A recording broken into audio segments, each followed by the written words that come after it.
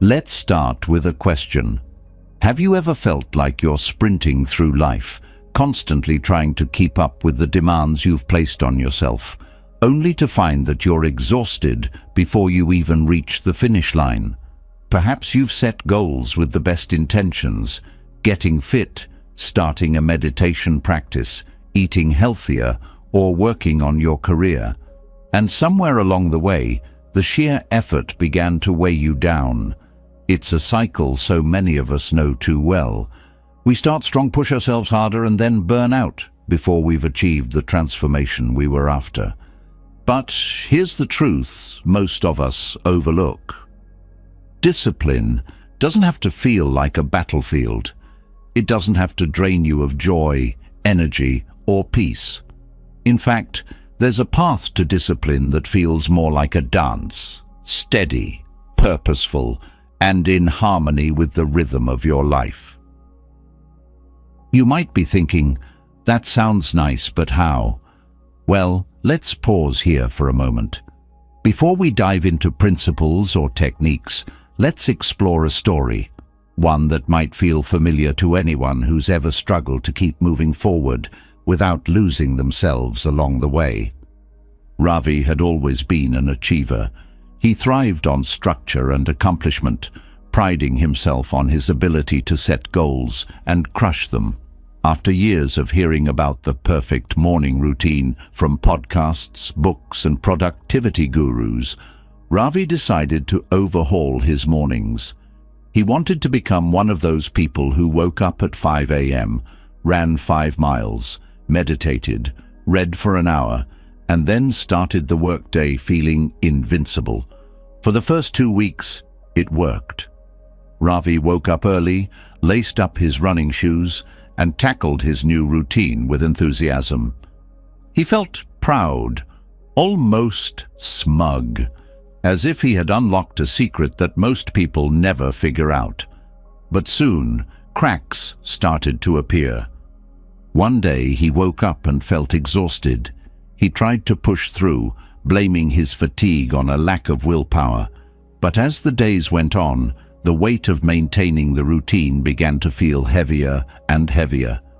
He missed a day, then 2, and before long, his perfect routine collapsed entirely. The very habits that were supposed to make him feel powerful left him feeling frustrated and drained. Ravi's inner voice turned critical. "You're lazy. Why can't you just stick with it? Other people make it look easy." And so, Ravi found himself in a familiar place, starting over. Again. This time he promised himself he would try harder, be tougher, and push through the discomfort no matter what. But deep down, Ravi felt stuck in a loop. Every attempt to become the disciplined version of himself ended the same way: burnout. Ravi's story isn't unique.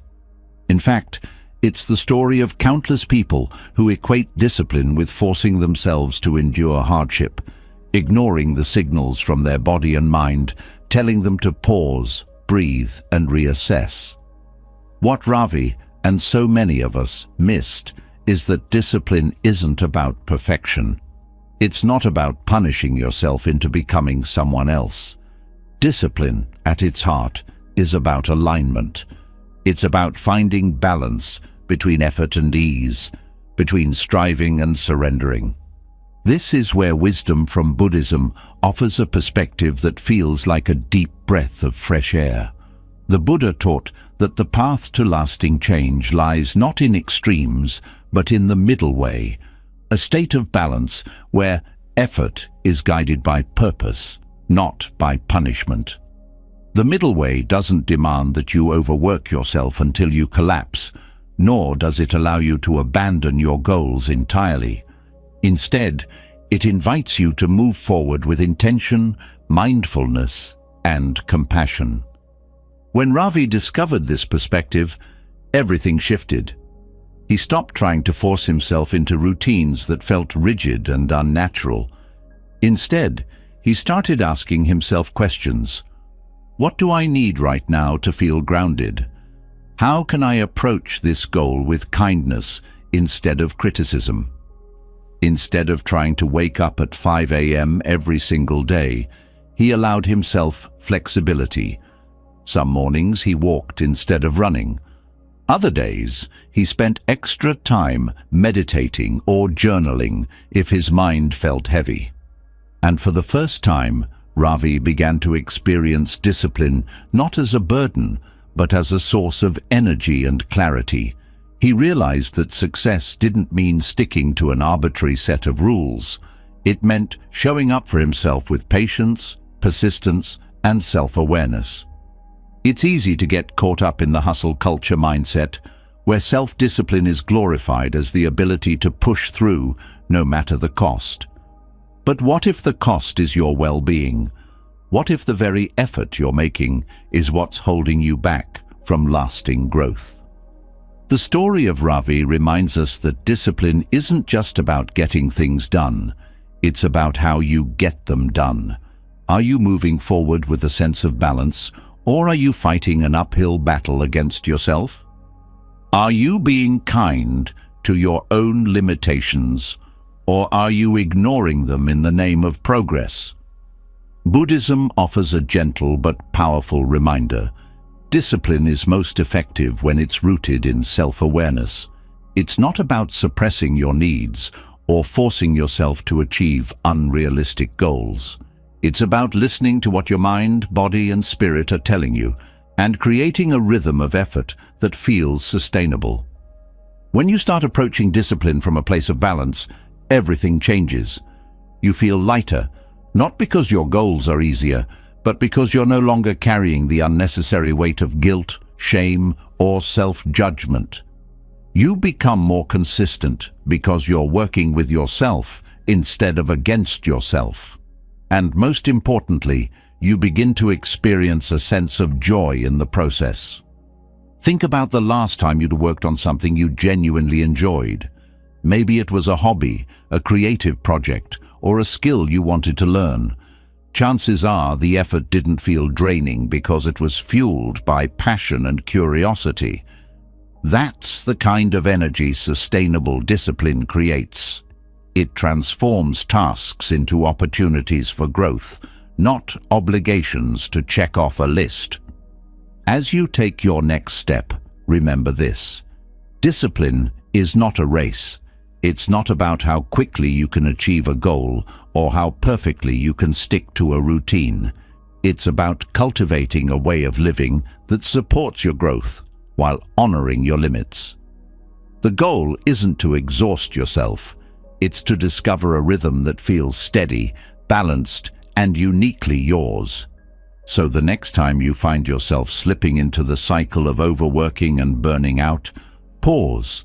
Take a deep breath and ask yourself, is this effort coming from a place of alignment, or am I forcing myself to move faster than I need to? You might be surprised at how much clarity that single moment of mindfulness can bring. As we continue, you'll learn practical tools, timeless wisdom, and real-life strategies for cultivating discipline in a way that nurtures both your goals and your well-being. It's not about being perfect. It's about being present. And from that presence, you'll discover the strength to create lasting change without losing yourself in the process. Discipline often carries a weight of misunderstanding. For many, it conjures images of relentless effort, rigid schedules, and sacrificing joy for the sake of achievement. It can feel like an uphill battle, where success comes only through struggle, and any slip is seen as failure. But this perception misses something profound. True discipline isn't about extremes or deprivation. It's about balance, a state of harmony that sustains growth without draining your spirit. Buddhism offers a perspective that shifts how we view discipline entirely, showing it as a path of alignment, mindfulness, and compassion. This balance is rooted in an idea that emerged from the Buddha's own life. Before his enlightenment, the Buddha experienced both sides of the spectrum. Raised in luxury, he indulged in every comfort and pleasure, yet found no satisfaction in them. Later, he turned to severe austerity, denying himself even basic needs, but discovered that this too brought only suffering.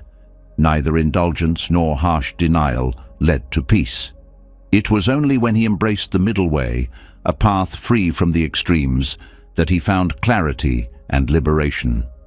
This middle way became a cornerstone of his teachings, offering a way of life that rejects both overindulgence and rigid self-denial. Indulgence might seem harmless at first.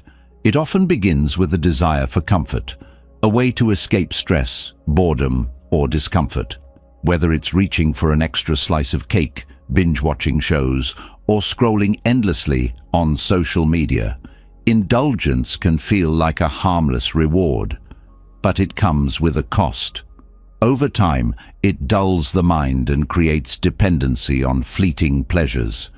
The satisfaction it brings is shallow and temporary, leaving a void that demands more. Instead of fulfilling you, indulgence traps you in a cycle of craving, where contentment always seems just out of reach. At the other end of the spectrum lies extreme austerity. This is the path of pushing yourself relentlessly, denying your natural needs, and treating discipline as a test of endurance. On the surface, it might seem noble, a sign of commitment and strength. But austerity carries its own dangers. It creates rigidity, drains emotional energy, and fosters a mindset that equates progress with suffering. When discipline becomes about forcing yourself to comply with impossible standards, it no longer serves as a source of growth. Instead, it becomes a burden, one that often leads to burnout and disillusionment. The middle way provides an alternative.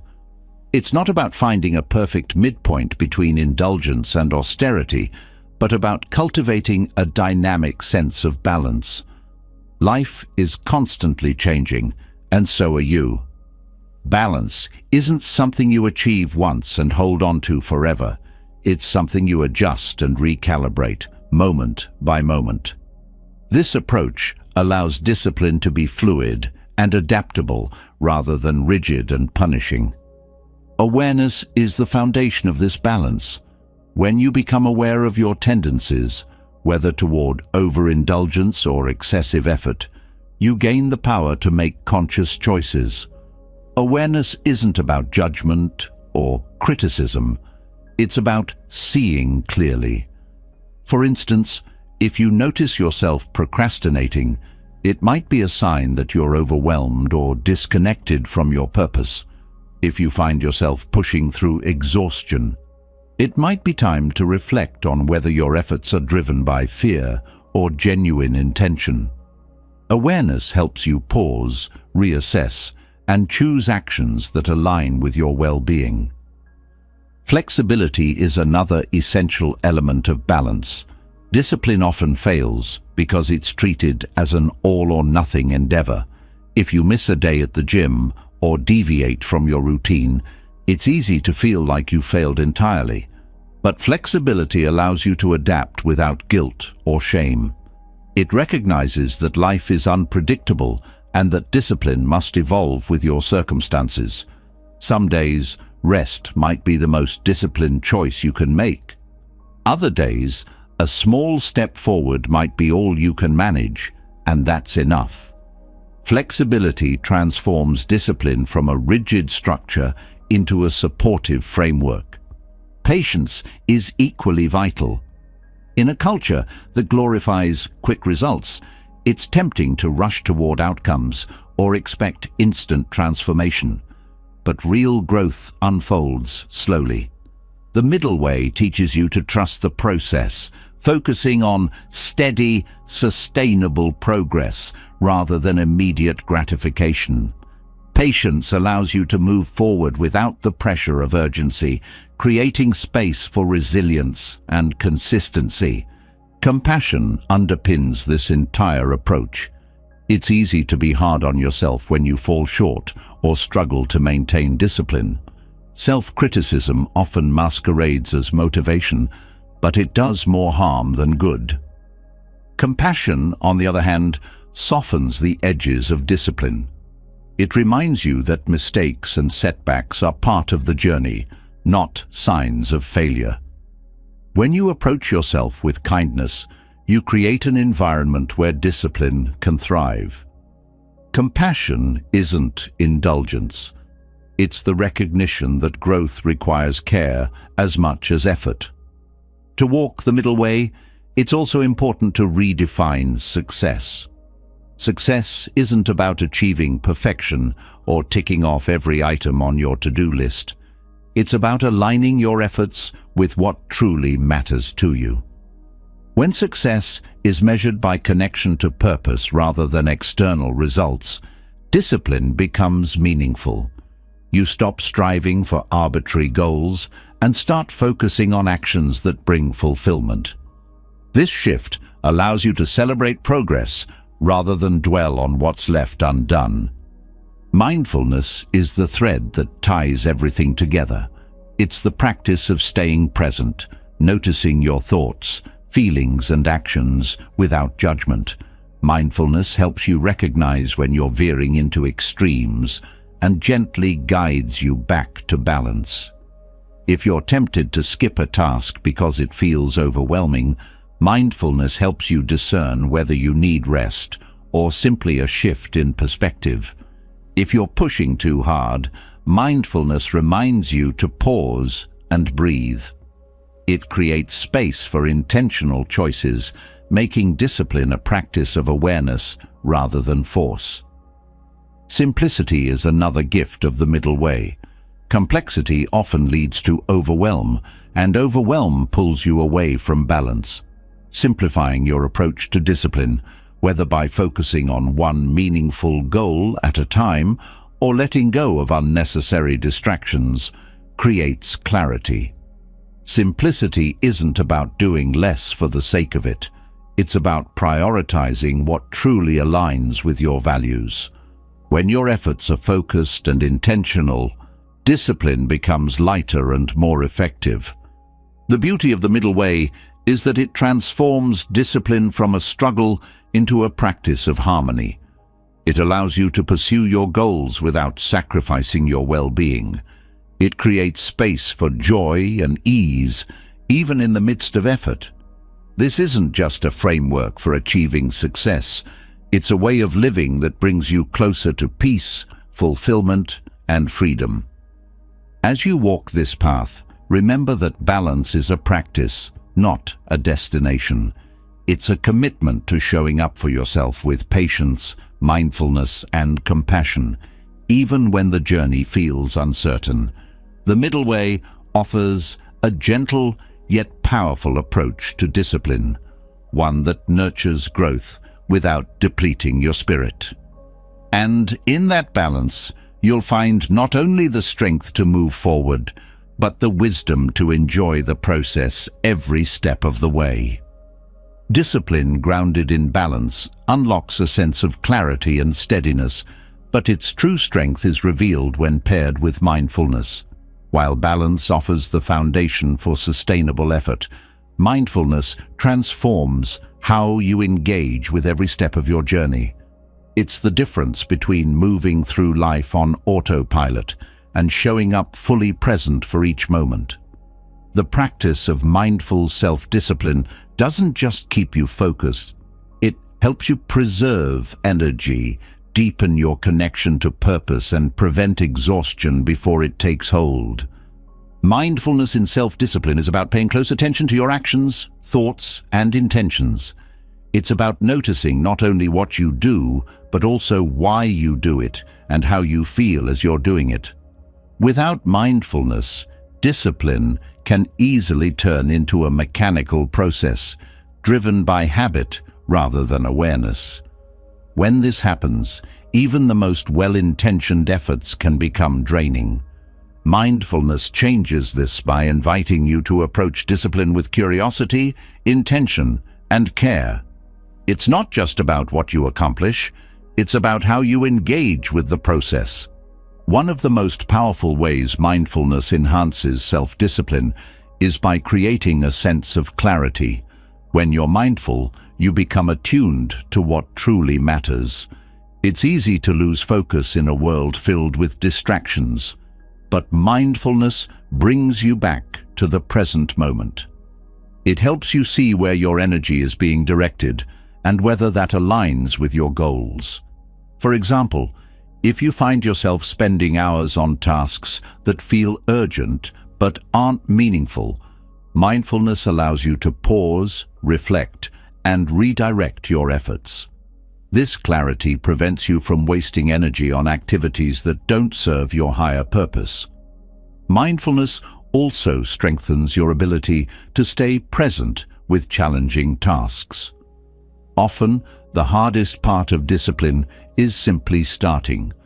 The mind has a tendency to resist discomfort, convincing you that a task is too difficult, too boring, or not worth the effort.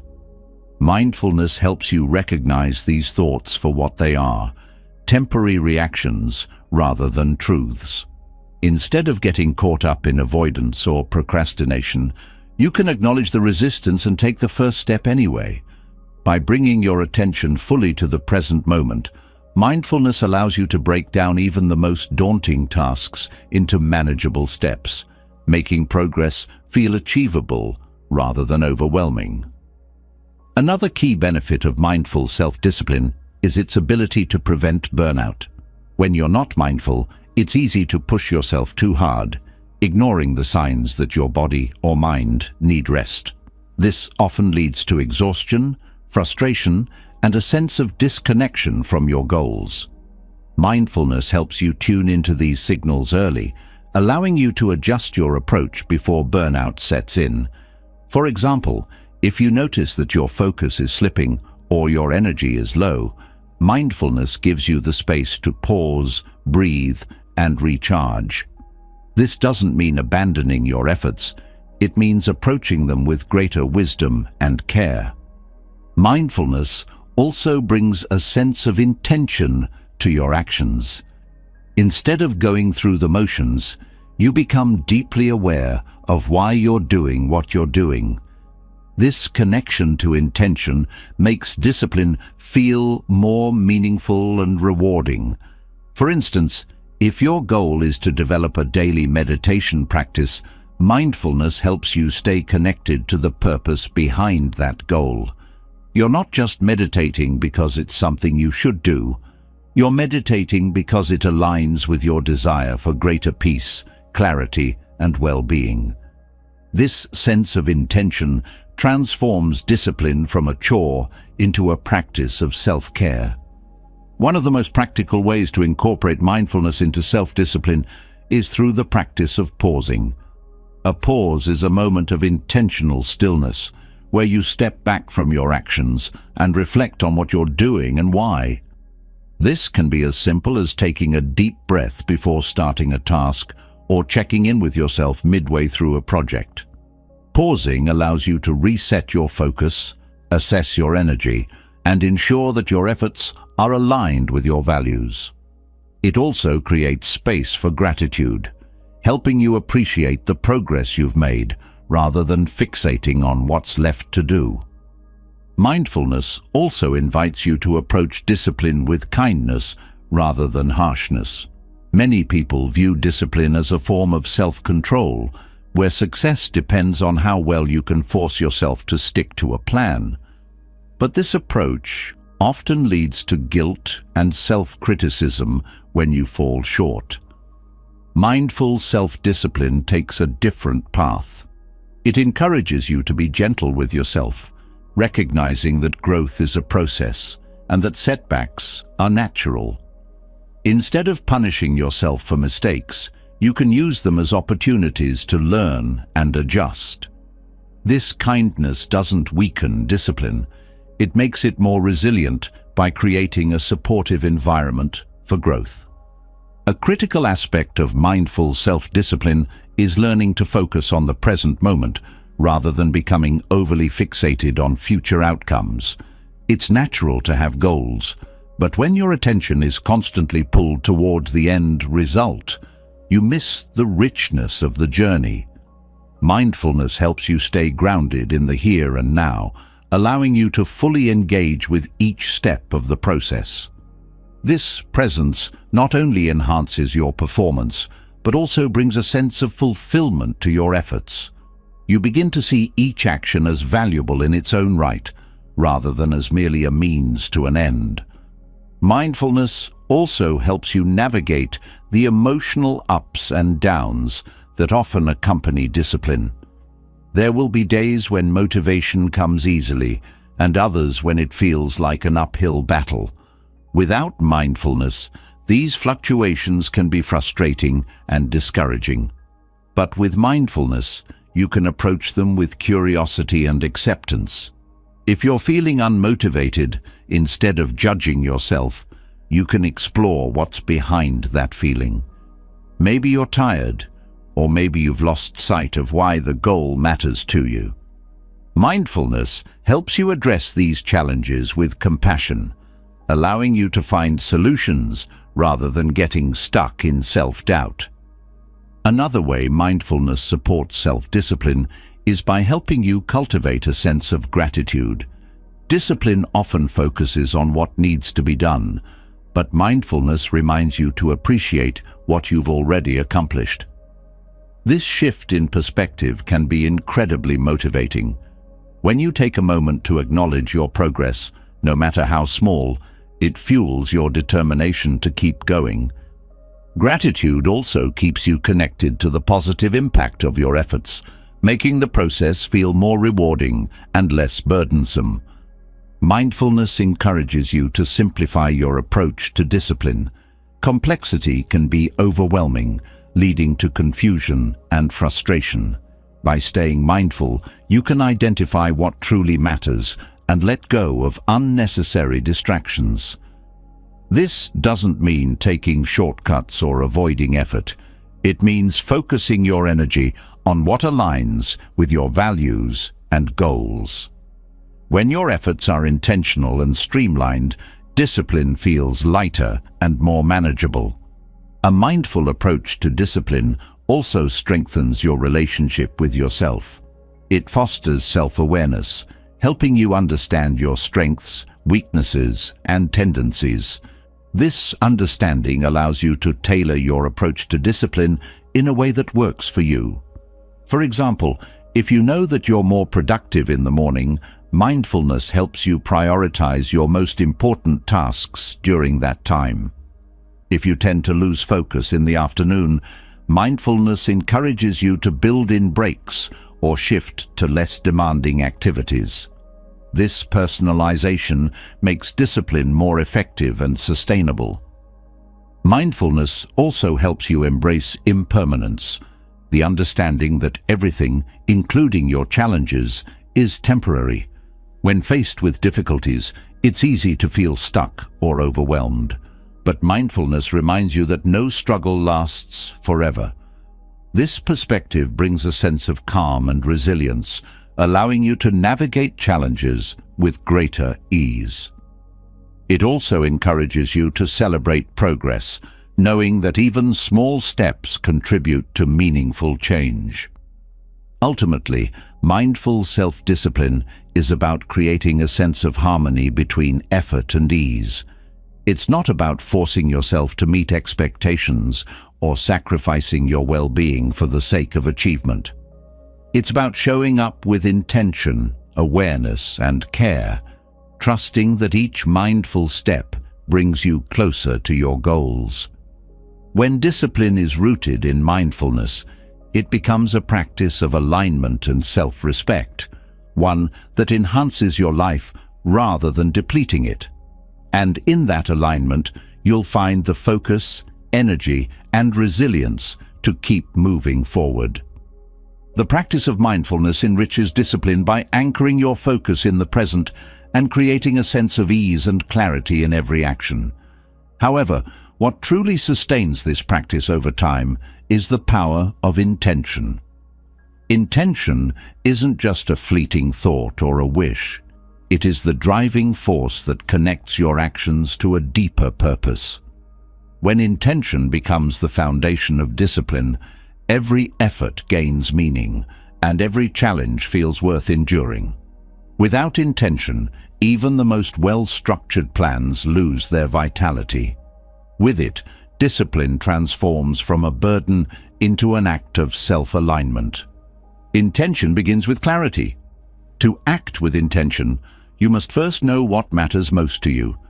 This requires stepping back and reflecting on your values, goals, and desires. Many people approach discipline with vague ambitions like, "I want to be successful," or "I want to be healthier." These are admirable goals, but without a clear understanding of why they matter, it's easy to lose motivation. Intention sharpens this focus by asking deeper questions. What does success mean to you personally? Why is health important in your life? What kind of person do you want to become through this process? Answering these questions helps you anchor your actions in something meaningful. Setting an intention is not the same as setting a goal. Goals are about outcomes, reaching a milestone or achieving a result. Intention, on the other hand, is about the energy and mindset you bring to the journey. For example, if your goal is to exercise regularly, your intention might be to care for your body with kindness and respect. This shift in perspective changes everything. Goals can feel rigid, and missing them can lead to frustration or self-doubt. But when your actions are guided by intention, even small steps feel significant because they reflect your deeper purpose. Intention also creates a sense of connection between your daily actions and your long-term vision. It's easy to view discipline as a series of isolated tasks, each demanding effort and focus. But intention weaves these tasks into a larger narrative. When you set an intention, you remind yourself that every choice, no matter how small, contributes to a bigger picture. For example, waking up early to meditate isn't just about ticking a box on your to-do list. It's an act of aligning with your desire for greater peace and clarity. This sense of connection makes even mundane tasks feel purposeful and fulfilling. Another powerful aspect of intention is its ability to guide you through challenges. Discipline often involves discomfort, stepping outside your comfort zone, facing resistance, or persisting through setbacks. Without intention, these challenges can feel overwhelming or discouraging. But when you're rooted in intention, you have a source of strength to draw from. Intention acts as a compass, reminding you why you started and what you're working toward. It transforms challenges from obstacles into opportunities to deepen your commitment to your purpose. Intention also cultivates resilience. Life is unpredictable, and there will be times when things don't go as planned. You might miss a workout, fall behind on a project, or struggle to stay motivated. In these moments, intention helps you stay grounded. It reminds you that discipline is not about perfection, but about showing up with authenticity and effort. Instead of judging yourself for what didn't go right, you can return to your intention and refocus your energy. This resilience allows you to navigate setbacks without losing sight of your purpose. Clarity of intention also brings freedom. Many people approach discipline with a sense of pressure or obligation, feeling like they have to do certain things to meet expectations, whether their own or others. But intention shifts this mindset from obligation to choice. When your actions are guided by intention, you're not doing something because you feel forced to. You're doing it because it aligns with your values and desires. This sense of choice creates a feeling of empowerment, making discipline a source of joy rather than stress. Another key benefit of intention is its ability to create alignment between your inner world and your outer actions. Often people experience a disconnect between what they say they want and how they behave. For example, someone might say they value health, but then prioritize work over self-care. Intention bridges this gap by helping you align your actions with your values. It encourages you to act in a way that reflects your true priorities, creating harmony between your thoughts, words, and deeds. The practice of setting intention also strengthens your self-awareness. When you take the time to reflect on what matters to you, you deepen your understanding of yourself. This self-awareness allows you to make choices that are not only effective, but also authentic. For example, if your intention is to cultivate patience, you might notice moments when you feel rushed or frustrated and use those moments as opportunities to practice slowing down. This awareness helps you grow in ways that are aligned with who you truly are. Intention also fosters a sense of gratitude. When you act with intention, you become more mindful of the opportunities and resources that support your journey. Instead of taking your efforts for granted, you begin to appreciate the small but meaningful steps that bring you closer to your goals. Gratitude also strengthens your connection to your purpose, reminding you of the value and significance of what you're working toward. This gratitude fuels your motivation and keeps you engaged, even when the path feels challenging. Another important aspect of intention is its ability to simplify your approach to discipline. Without intention, it's easy to get caught up in doing too much, taking on too many goals, overloading your schedule, or chasing achievements that don't truly matter to you. Intention helps you focus on what's essential. It encourages you to let go of distractions and commit to actions that are aligned with your values. This simplicity not only makes discipline more manageable, but also enhances its effectiveness. Intention also brings a sense of presence to your actions. When you act with intention, you're fully engaged in the moment. You're not just completing a task, you're experiencing it. This presence makes your efforts more meaningful and allows you to savor the process. For example, cooking a healthy meal with intention isn't just about preparing food. It's about nourishing your body and honoring your commitment to self-care. This presence transforms even ordinary actions into moments of connection and fulfillment. The power of intention lies in its ability to create a sense of flow in your discipline. Instead of feeling like you're constantly pushing against resistance, you begin to feel like you're moving with purpose. Intention helps you navigate challenges with grace, stay connected to your values, and find joy in the journey. It's not just about what you achieve, it's about how you grow and who you become along the way.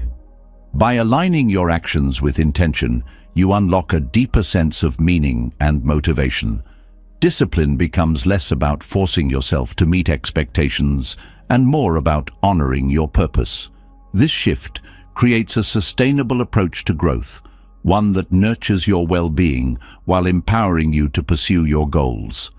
Intention transforms discipline from a task into a practice, and in that practice, you discover the true essence of lasting change. When intention guides your actions, discipline gains purpose and clarity. But even with clear intentions, many people find themselves entangled in an exhausting chase for results. The pressure to achieve specific outcomes, coupled with the weight of perfectionism, often creates more stress than progress. Letting go of this attachment to outcomes isn't about giving up. It's about freeing yourself from the mental chains that make discipline feel like a never-ending struggle. By releasing the need for control over results, you open the door to a more peaceful, fulfilling relationship with effort itself. Non-attachment doesn't mean apathy or lack of ambition. It's about embracing the idea that your worth isn't tied to what you achieve, but to the effort and intention you bring to the process. When your focus shifts from outcomes to actions, you begin to experience discipline as an ongoing practice rather than a destination. This shift brings a sense of lightness, as it removes the constant pressure to measure your success against external benchmarks. Letting go of attachment to outcomes starts with recognizing how tightly they hold you. The drive to achieve often stems from a desire for validation, whether from others or yourself. You might set a goal to excel at work, improve your health, or cultivate a new skill, believing that reaching these milestones will bring happiness or approval. But when results become the sole focus, the joy of the journey is lost. Each setback feels like a failure, and every delay becomes a source of frustration. Non-attachment helps you break free from this cycle by reminding you that growth happens in the process, not just the result. One of the most liberating aspects of non-attachment is its ability to reduce self-imposed pressure. When you let go of the need for perfection, you allow yourself to move forward without fear of falling short. This doesn't mean lowering your standards.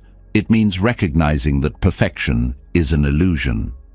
No matter how carefully you plan or how hard you work, life will always have variables beyond your control.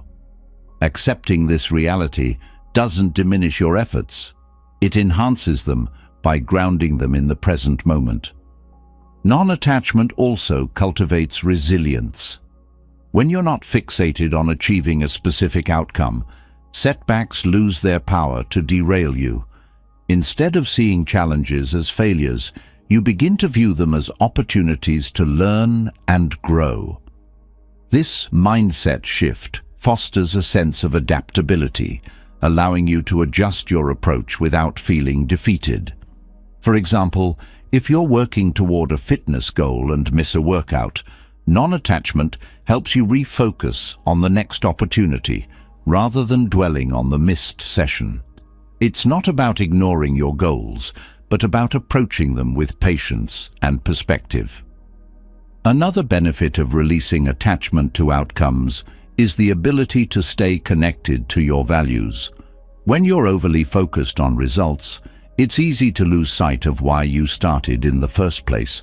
Non-attachment brings you back to your core intentions, ensuring that your actions remain aligned with what truly matters. For instance, if your goal is to write a book, non-attachment allows you to focus on the joy of writing rather than the pressure of publishing. This connection to purpose keeps your efforts meaningful and prevents burnout. Letting go of outcomes also enhances your ability to be present. When your mind is constantly fixated on the future, what you want to achieve, how you'll get there, and what might go wrong, it becomes difficult to fully engage with the present moment.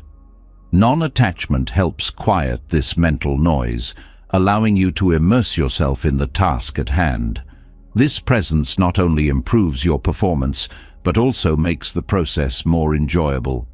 Whether you're learning a new skill, working on a project, or pursuing personal growth, being present transforms effort into a source of satisfaction. Non-attachment doesn't mean avoiding goals or aspirations. It means holding them lightly rather than grasping tightly. This approach creates a sense of balance, where your efforts are guided by purpose, but not weighed down by unrealistic expectations. It allows you to pursue excellence without being consumed by the fear of failure. For example, if you're preparing for an important presentation, non-attachment encourages you to focus on doing your best rather than obsessing over the outcome. This mindset not only reduces stress, but also boosts confidence, as you're no longer driven by the need for perfection. One of the most transformative aspects of non-attachment is the freedom it brings to explore and experiment. When you're not tied to specific results, you can approach challenges with curiosity rather than fear. This openness creates room for creativity and innovation, as you're no longer limited by rigid expectations. For instance, if you're working on a creative project, non-attachment allows you to try new ideas without worrying about whether they'll succeed. This sense of freedom makes discipline more dynamic and enjoyable, as it becomes a process of discovery rather than a test of endurance. Non-attachment also fosters a deeper sense of self-compassion. When you're not judging yourself based on outcomes, it becomes easier to treat yourself with kindness and understanding. This compassion creates a supportive inner environment where mistakes are seen as part of the learning process rather than as reflections of your worth. For example, if you're learning a new language and struggle with pronunciation, non-attachment helps you approach the challenge with patience and humor instead of frustration. This self-compassion not only sustains your efforts, but also strengthens your resilience. Releasing attachment to outcomes also has a profound impact on your relationships. When you're not fixated on controlling how others perceive you or react to your actions, interactions become more genuine and fulfilling. Non-attachment allows you to approach relationships with openness and authenticity, as you're no longer driven by the need for approval or validation. This creates space for deeper connections, as you're able to focus on the quality of the relationship rather than on meeting specific expectations. Another powerful aspect of non-attachment is its ability to cultivate gratitude. When you're not constantly striving for more, you become more aware of the value of what you already have. Non-attachment shifts your focus from what's missing to what's present, fostering a sense of contentment and appreciation. This gratitude not only enhances your sense of well-being, but also motivates you to continue growing. It reminds you that discipline isn't just about achieving goals. It's about honoring the journey and the growth it brings. Non-attachment also encourages you to embrace impermanence. Life is constantly changing, and clinging to specific outcomes can create unnecessary suffering. Non-attachment helps you navigate these changes with grace, as it allows you to adapt to new circumstances without losing your sense of purpose. For example, if a project you're passionate about takes an unexpected turn, non-attachment helps you stay flexible and focused on what you can control. This perspective brings a sense of calm and stability, even in the face of uncertainty. Ultimately, non-attachment transforms discipline into a practice of freedom. It frees you from the mental weight of perfectionism, the stress of unrealistic expectations, and the fear of failure. It allows you to engage fully with your efforts, knowing that their value lies not in the outcome, but in the growth and learning they bring. This freedom creates a sense of joy and fulfillment, as you're no longer burdened by the need to prove yourself. By letting go of attachment to outcomes, you discover that discipline isn't about achieving more. It's about becoming more. And in that becoming, you find a deeper sense of peace, purpose, and possibility. Releasing attachment to outcomes brings freedom and lightness to discipline, but there's another element that transforms how you approach the journey: compassion. For many, discipline has been framed as something harsh, rigid, and unforgiving, a tool for forcing oneself to stay on track. Yet, when compassion becomes the foundation of discipline, it shifts from being a struggle to being an act of self-respect. Compassion isn't about letting yourself off the hook. It's about creating a space where growth feels natural, sustainable, and empowering. Compassion starts with the way you speak to yourself. Often the inner voice that drives discipline can be harsh, critical, or even cruel. It might tell you that you're not doing enough, or that you'll never succeed unless you push harder. This voice thrives on fear and shame, but rather than motivating you, it drains your energy and erodes your confidence.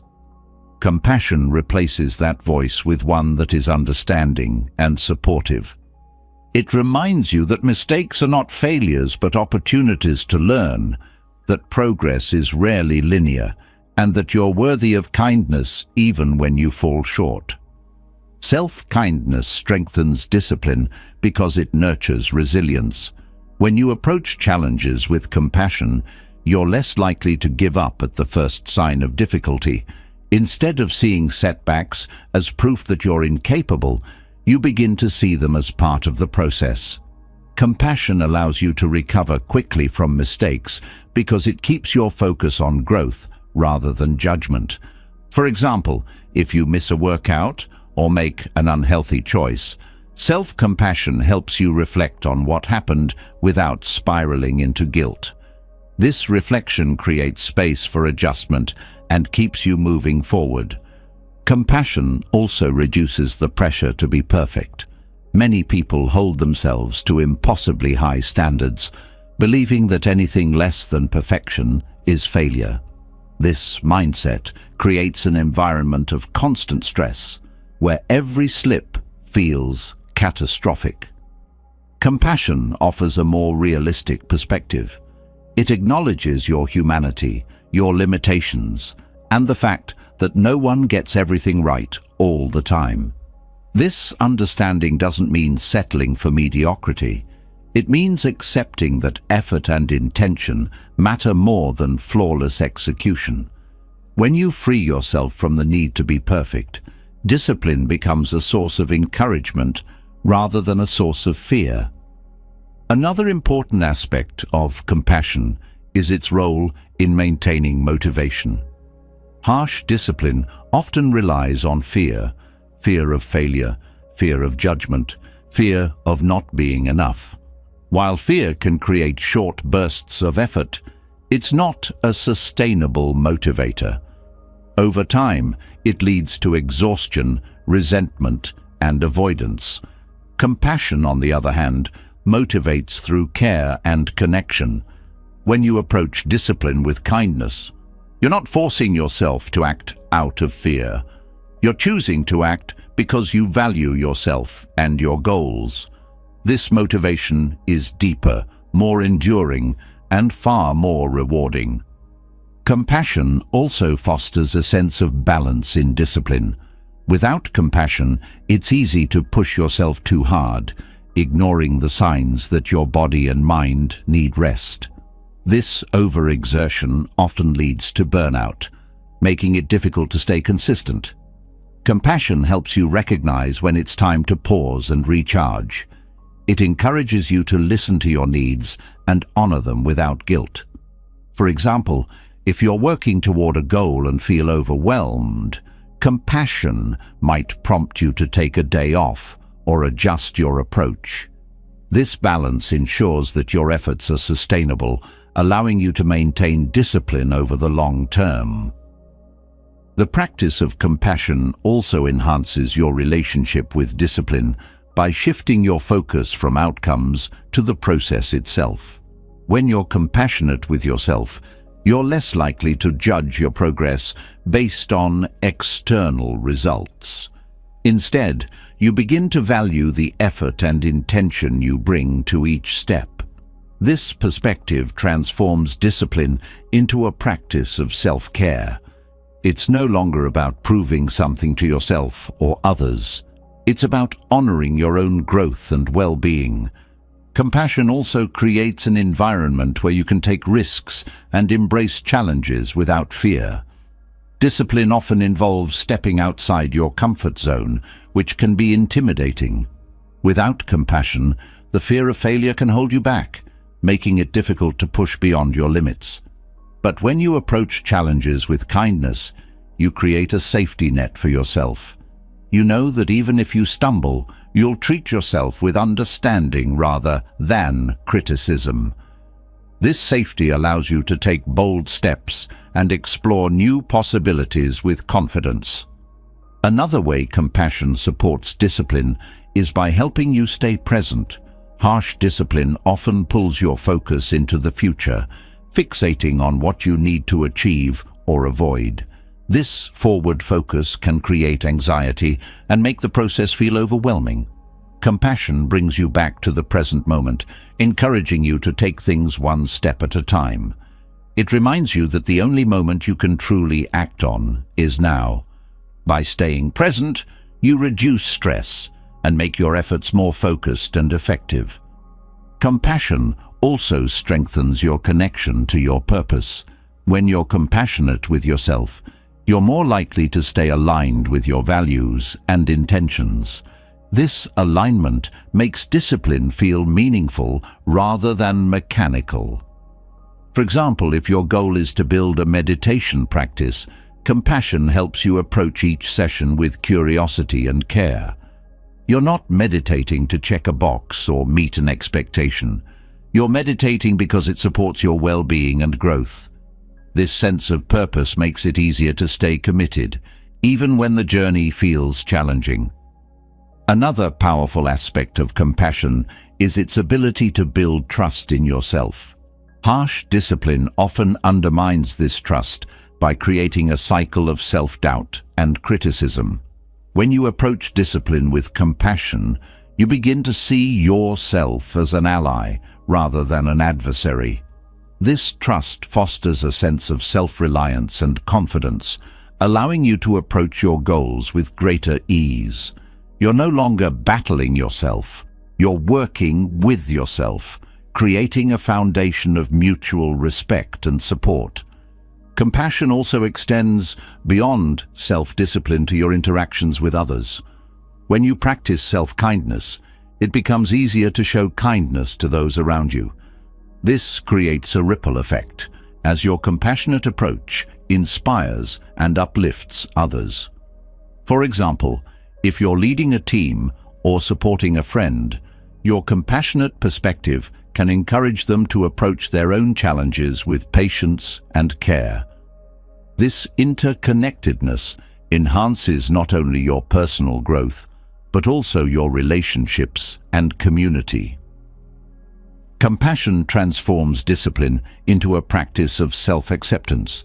Many people approach discipline as a way to fix themselves, believing that they need to change in order to be worthy or successful. Compassion challenges this belief by reminding you that you're already enough, just as you are. Discipline doesn't become a tool for self-improvement because you're broken. It becomes a way to honor and nurture the potential that already exists within you. This shift creates a sense of peace and fulfillment, as you're no longer striving to become someone else. Instead, you're embracing and expanding the person you already are. When compassion is at the heart of discipline, it changes everything. It allows you to approach challenges with confidence, setbacks with grace, and success with humility. It nurtures resilience, sustains motivation, and creates a sense of balance that keeps you moving forward. Most importantly, it reminds you that discipline isn't about forcing yourself to meet expectations. It's about treating yourself with the care and respect you deserve. And in that care, you'll find the strength to grow, thrive, and achieve in ways that truly honor who you are. Compassion transforms discipline by grounding it in kindness and understanding, creating a foundation that sustains motivation and resilience. Yet even with self-kindness, the journey of discipline demands one more crucial ingredient: patience. In a world that glorifies speed and immediate results, patience feels like an overlooked virtue. But the teachings of Buddhism reveal patience as a powerful tool, not just for enduring challenges, but for embracing the natural rhythm of progress. It is through patience that discipline becomes steady, adaptable, and deeply rooted in balance. Patience begins with recognizing the nature of time and growth. Modern life often pushes us to rush, achieve, and see results as quickly as possible. But meaningful change rarely follows a straight, predictable path. Just as a tree doesn't sprout and bear fruit overnight, personal growth unfolds at its own pace. When you practice patience, you step away from the constant pressure to hurry and instead allow progress to flow naturally. This doesn't mean passivity or inaction. It means trusting the process and showing up consistently, even when the results aren't immediately visible. One of the first lessons of patience is understanding that progress is not always linear. There will be days when your efforts feel effortless, and others when even the smallest task seems daunting. This ebb and flow are part of any journey. Patience helps you navigate these fluctuations with grace, accepting that setbacks and slow periods don't define the outcome. For example, if you're building a new habit like exercising regularly, patience reminds you that missing a workout or having a low-energy day doesn't erase the progress you've made. Instead of giving in to frustration, you refocus on the next step, knowing that growth is cumulative. Patience also teaches you to embrace the present moment. Often, impatience arises from an intense focus on the future, on what you want to achieve, and how quickly you want to get there. This forward-thinking mindset creates stress and dissatisfaction, as it shifts your attention away from the value of what you're doing right now. Buddhist teachings encourage a return to the present, where each action is an opportunity for mindful engagement. By being fully present, you deepen your connection to the process, making each step of the journey meaningful in itself. Another key aspect of patience is its ability to reduce resistance. Impatience often stems from a desire to control outcomes and force progress, leading to unnecessary tension. When things don't go as planned, resistance builds, creating frustration and self-doubt. Patience, on the other hand, allows you to release this resistance and accept what is. This doesn't mean giving up. It means working with the situation as it unfolds rather than against it. For instance, if you're learning a new skill and face unexpected challenges, patience helps you see those challenges as part of the learning process rather than obstacles to overcome. Patience also fosters resilience by strengthening your ability to persevere. Discipline often requires sustained effort over time, and without patience, it's easy to become disheartened or burned out. Patience provides the mental space to keep going, even when progress feels slow or uncertain. It shifts your focus from immediate results to the larger picture, reminding you that meaningful change takes time. This resilience helps you stay committed to your goals, no matter how long the journey takes. One of the most profound lessons of patience is the idea that growth happens in its own time. Just as a seed germinates and grows at its own pace, personal transformation cannot be rushed.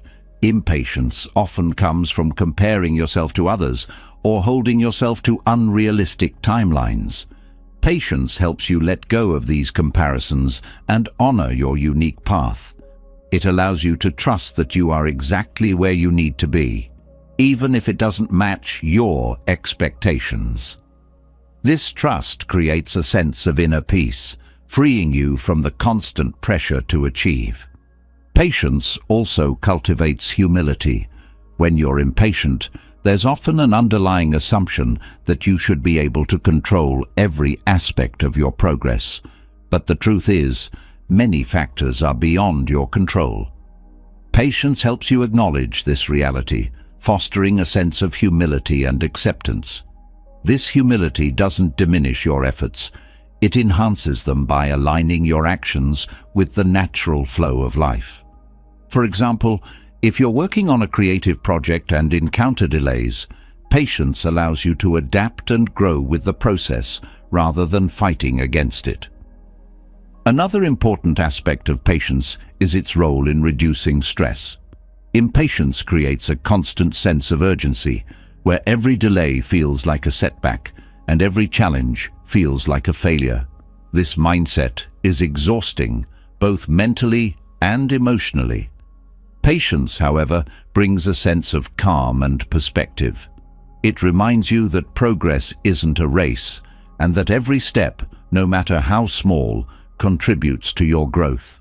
This perspective reduces the pressure you place on yourself, allowing you to approach discipline with greater ease and enjoyment. Patience also enhances your ability to appreciate small victories. When you're focused solely on the end goal, it's easy to overlook the progress you're making along the way. Patience shifts your attention to the present, where even the smallest accomplishments hold value. This mindset encourages gratitude and reinforces your motivation to keep going. For example, if your goal is to run a marathon, patience helps you celebrate each training session as a step toward that goal, rather than fixating on the finish line. Another profound benefit of patience is its ability to deepen your self-awareness. Impatience often clouds your judgment, making it difficult to see your own patterns and tendencies. Patience creates space for reflection, allowing you to observe your thoughts, feelings, and behaviors with clarity. This self-awareness helps you identify areas where you can grow and adjust, making your efforts more intentional and effective. For example, if you notice that you're feeling stuck in your progress, patience encourages you to explore why that might be and find constructive ways to move forward. Patience also strengthens your relationships, both with yourself and others. When you're patient with yourself, you're more likely to approach challenges with compassion and understanding rather than criticism. This self-compassion creates a supportive inner environment that sustains your efforts over time. Similarly, when you're patient with others, you foster connection and mutual respect. For example, if you're collaborating with someone and encounter disagreements or delays, patience allows you to navigate those challenges with grace, strengthening the relationship in the process. One of the most transformative aspects of patience is its ability to shift your perspective on failure. Impatience often magnifies failures, making them feel permanent or insurmountable. Patience, however, reframes failure as a natural and necessary part of growth. It reminds you that every mistake is an opportunity to learn and improve. This perspective not only reduces the fear of failure, but also encourages you to take risks and step outside your comfort zone. For example, if you're learning a new language and struggle with pronunciation, patience helps you embrace those struggles as part of the process rather than as barriers to success. Ultimately, patience transforms discipline into a practice of trust. It encourages you to trust yourself, your process, and the natural flow of life. This trust creates a sense of harmony and balance, allowing you to approach discipline with confidence and peace. By cultivating patience, you discover that progress isn't something you have to force. It's something that unfolds naturally when you show up consistently and with intention. In this space of trust and patience, discipline becomes not just a means to an end, but a way of living that honors both your growth and your well-being. Patience allows progress to unfold naturally, creating a steady rhythm that keeps discipline sustainable and meaningful. Yet, even with patience, there is a deeper skill that elevates discipline to a place of true freedom, the art of detachment. In a world that often ties identity to achievements or setbacks, detachment offers a way to navigate success and failure with calmness and persistence. It's not about indifference. It's about understanding that neither success nor failure defines you. Detachment allows you to stay centered and consistent, no matter what external outcomes may bring. Detachment begins with recognizing the emotional weight we attach to outcomes. Success is often seen as a marker of worth, while failure is viewed as evidence of inadequacy. These attachments create a cycle of highs and lows, where your mood and self-esteem rise and fall with every result. Detachment breaks this cycle by helping you separate your identity from what you achieve. You are not defined by your victories or mistakes. You are defined by your efforts, intentions, and values. This understanding brings a sense of stability, as you are no longer at the mercy of external circumstances. One of the most liberating aspects of detachment is the clarity it brings. When you're overly attached to outcomes, your judgment can become clouded by fear or desire. For example, the fear of failure might lead you to avoid taking risks, while the desire for success might push you to compromise your values. Detachment clears this mental clutter, allowing you to act with integrity and focus. You're no longer chasing external validation or avoiding potential discomfort. You're simply doing what needs to be done with full awareness and presence. Detachment also strengthens your resilience. When you're not overly identified with success or failure, setbacks lose their sting and achievements lose their pressure. This balance creates a mindset that can weather any storm. For example, if you're working toward a personal goal and encounter a significant obstacle, detachment allows you to view it as a temporary challenge rather than a defining moment. This perspective helps you stay persistent, adjusting your approach without losing sight of your overall purpose. Another profound benefit of detachment is its ability to foster calmness. Attachment to outcomes often creates anxiety, as you're constantly worried about whether things will turn out the way you hope. Detachment, on the other hand, brings peace by shifting your focus from results to actions. You can't control every outcome, but you can control the effort and intention you bring to each moment. This focus on what's within your power reduces stress and helps you navigate uncertainty with greater ease. Detachment also enhances your ability to be present. When you're fixated on future results, it's easy to lose sight of the present moment. Detachment brings you back to the here and now, where your actions have the most impact. This presence allows you to fully engage with your efforts, making them more effective and meaningful. For example, if you're studying for an exam, detachment helps you focus on understanding the material rather than worrying about the grade. This shift not only improves your performance, but also makes the process more fulfilling. One of the most empowering aspects of detachment is the freedom it brings. When you're no longer tied to specific outcomes, you're free to explore, experiment, and take risks. Detachment removes the fear of failure, as you're not measuring your worth by the results you achieve. This freedom creates a sense of curiosity and openness, allowing you to approach challenges with a mindset of growth rather than fear. For example, if you're starting a new creative project, detachment encourages you to enjoy the process of creation rather than fixating on how it will be received. Detachment also deepens your connection to purpose. When you're overly focused on outcomes, it's easy to lose sight of why you started in the first place. Detachment brings you back to your core intentions, ensuring that your actions remain aligned with your values. This alignment makes discipline more meaningful and sustainable.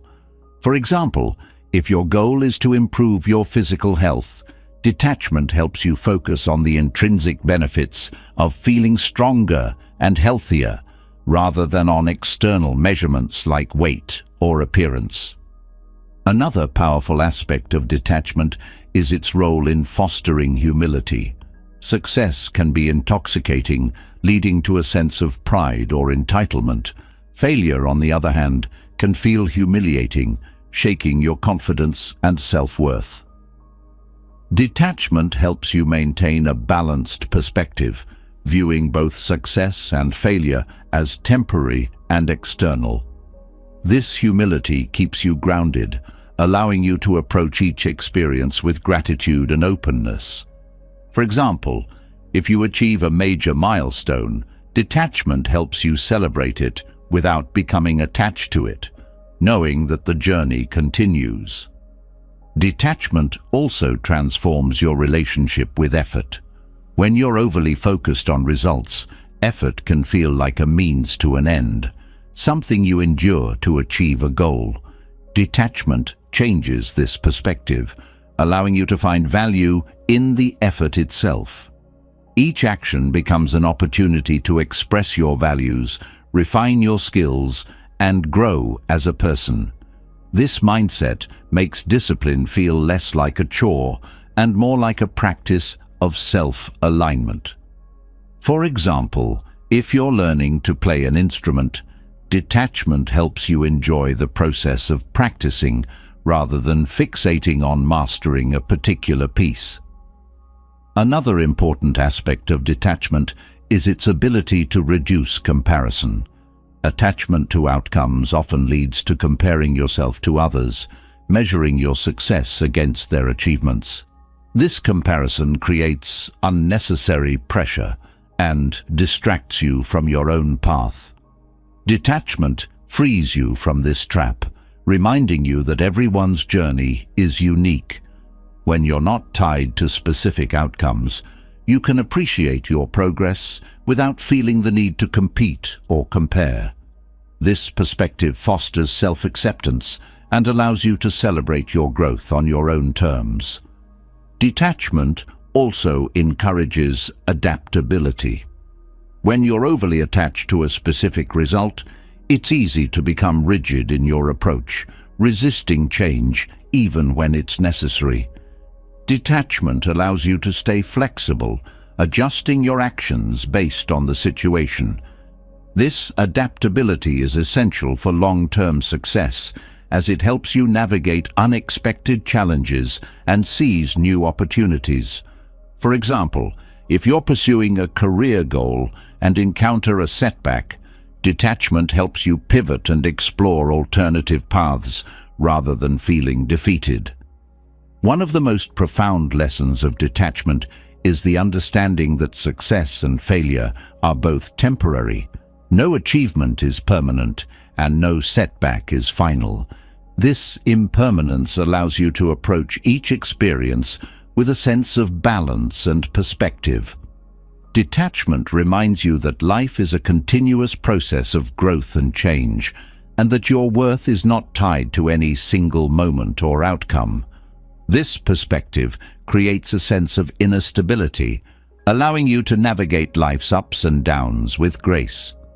Ultimately, detachment transforms discipline into a practice of freedom and self-discovery.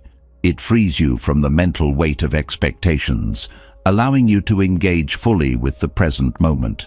It helps you find value in effort, connection in purpose, and peace in impermanence. By letting go of over-identification with success or failure, you discover that discipline isn't about proving yourself to the world. It's about becoming more of who you truly are. And in that becoming, you find not only calmness and persistence, but also a deep and abiding sense of fulfillment. Detachment brings freedom by releasing the emotional weight tied to success or failure, but it also opens the door to a deeper understanding of what truly matters. Often, the path to effective discipline isn't about doing more. It's about doing less, but with greater purpose. The Zen approach to discipline reveals that simplicity isn't a lack of effort. It's the art of removing distractions, noise, and excess so that your energy flows toward what genuinely counts. When life feels overwhelming, simplicity offers clarity, focus, and a sense of ease that turns discipline into a natural, sustainable rhythm. Simplicity begins with clarity of purpose. Overcomplicating your goals often leads to confusion and frustration. When too many priorities compete for your attention, it becomes harder to take meaningful steps, toward any of them. Simplifying starts by identifying what truly matters. This involves stripping away tasks, commitments, and ambitions that don't align with your values or long-term vision. By narrowing your focus, you create space for intentional action. For example, instead of setting 10 goals, you might choose 1 or 2 that resonate deeply with your priorities. This clarity not only lightens your mental load, but also increases your effectiveness. The act of simplifying also requires letting go of perfectionism. Perfectionism often drives people to overcommit, believing that doing everything flawlessly is the only way to succeed. But this mindset leads to overwhelm, as no one can maintain perfect performance across endless responsibilities. Simplicity challenges this belief by encouraging you to embrace good enough in areas that don't demand perfection. This doesn't mean settling for mediocrity. It means recognizing that not every detail requires your full energy. By focusing your best efforts where they matter most, you free yourself from unnecessary pressure. Streamlining also involves decluttering not just your actions, but your environment. A cluttered space often reflects a cluttered mind, making it harder to concentrate and stay disciplined. Simplifying your physical surroundings, whether it's your workspace, home, or schedule, can create a sense of calm and order. For instance, organizing your desk or removing distractions from your phone allows you to focus more deeply on your work. This physical clarity mirrors mental clarity, making it easier to approach discipline with purpose and ease. Simplicity also transforms how you approach time. Time management often feels overwhelming because of competing demands and a constant sense of urgency. The Zen perspective encourages a shift from trying to fit everything in to intentionally choosing what deserves your time. This means learning to say no to obligations that don't align with your goals and being fully present for the tasks you do choose. For example, rather than multitasking, you might dedicate uninterrupted time to a single project, giving it your full attention. This focused approach not only enhances productivity, but also reduces the stress of feeling stretched too thin. Another aspect of simplicity is redefining success. Society often equates success with doing more, achieving more, and constantly striving for bigger goals. But this mindset can lead to exhaustion and disconnection from what truly fulfills you.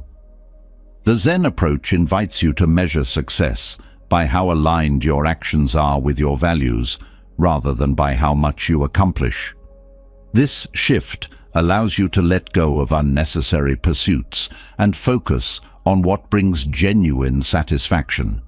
For instance, success might look like spending quality time with loved ones or completing a meaningful project, rather than meeting arbitrary benchmarks.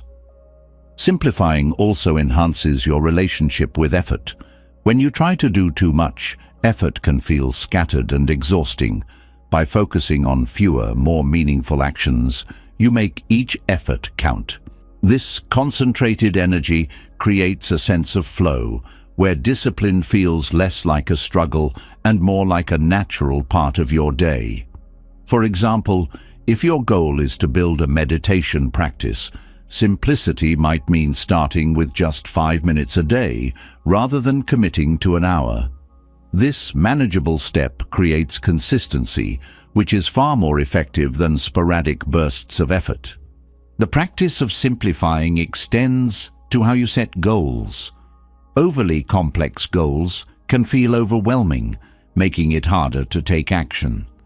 Simplifying involves breaking goals into smaller, actionable steps.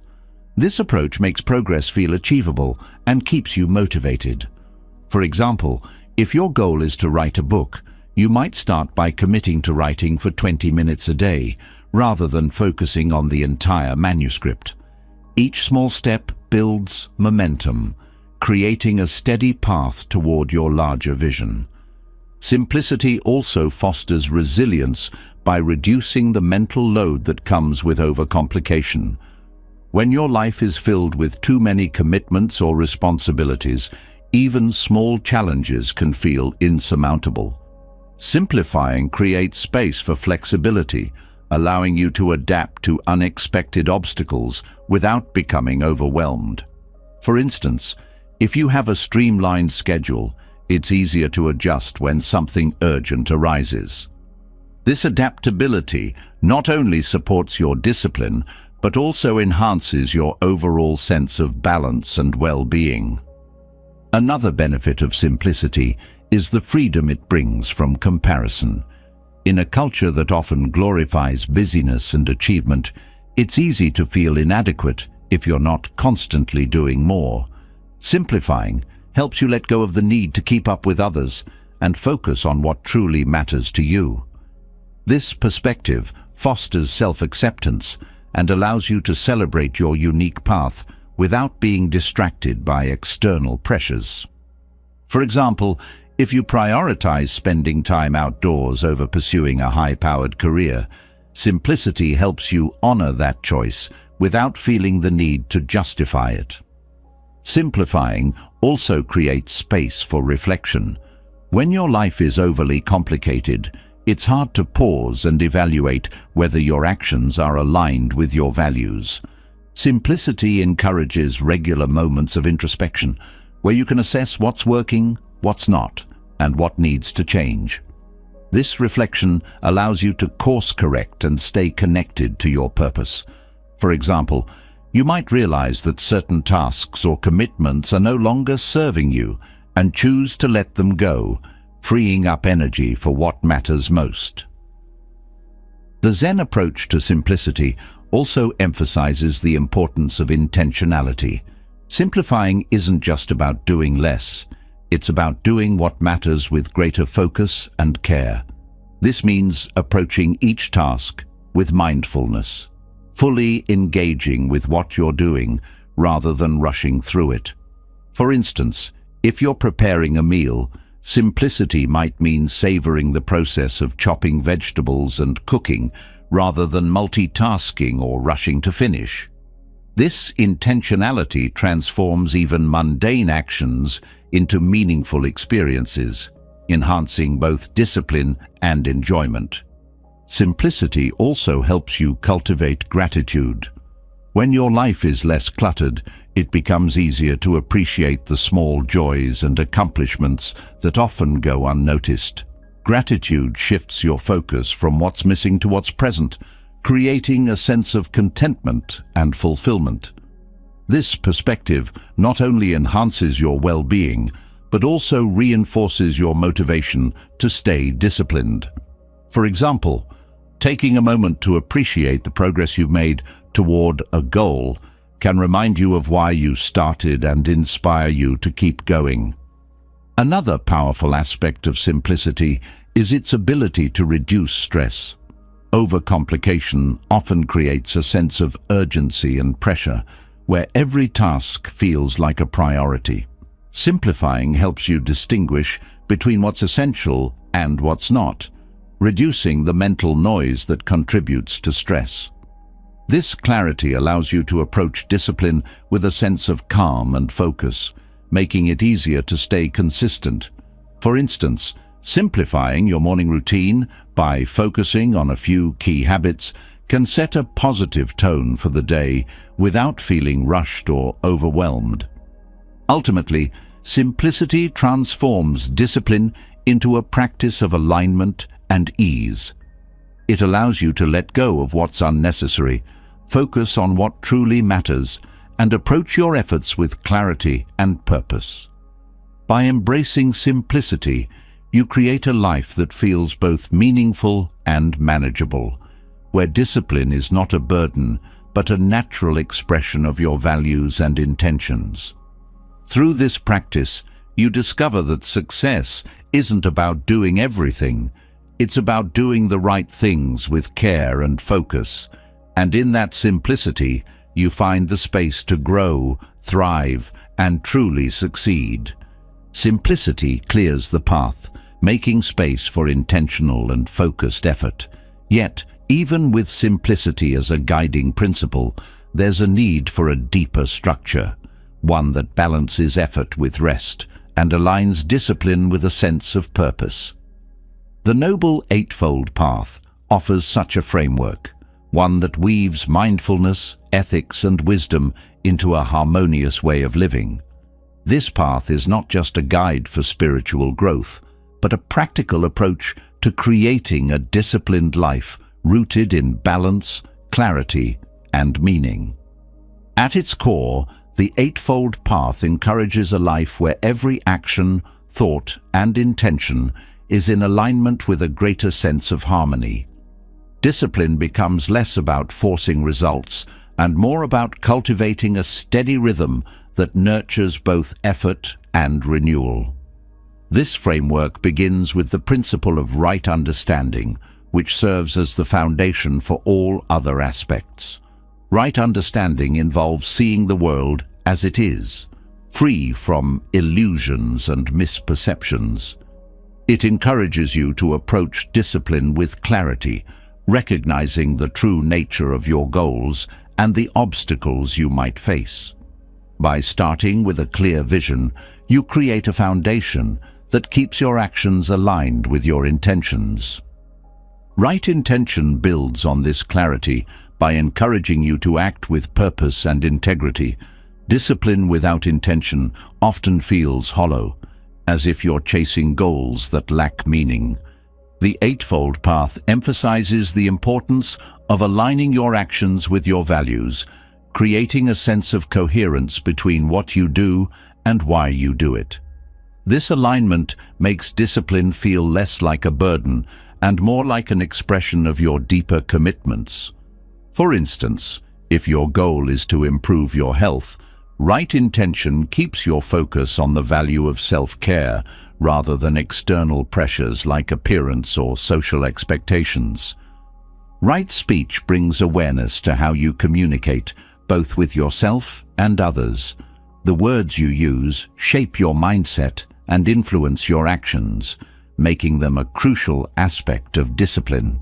Harsh or critical self-talk can undermine your efforts, creating doubt and resistance. The Eightfold Path encourages you to speak kindly and truthfully, fostering an inner dialogue that supports your growth.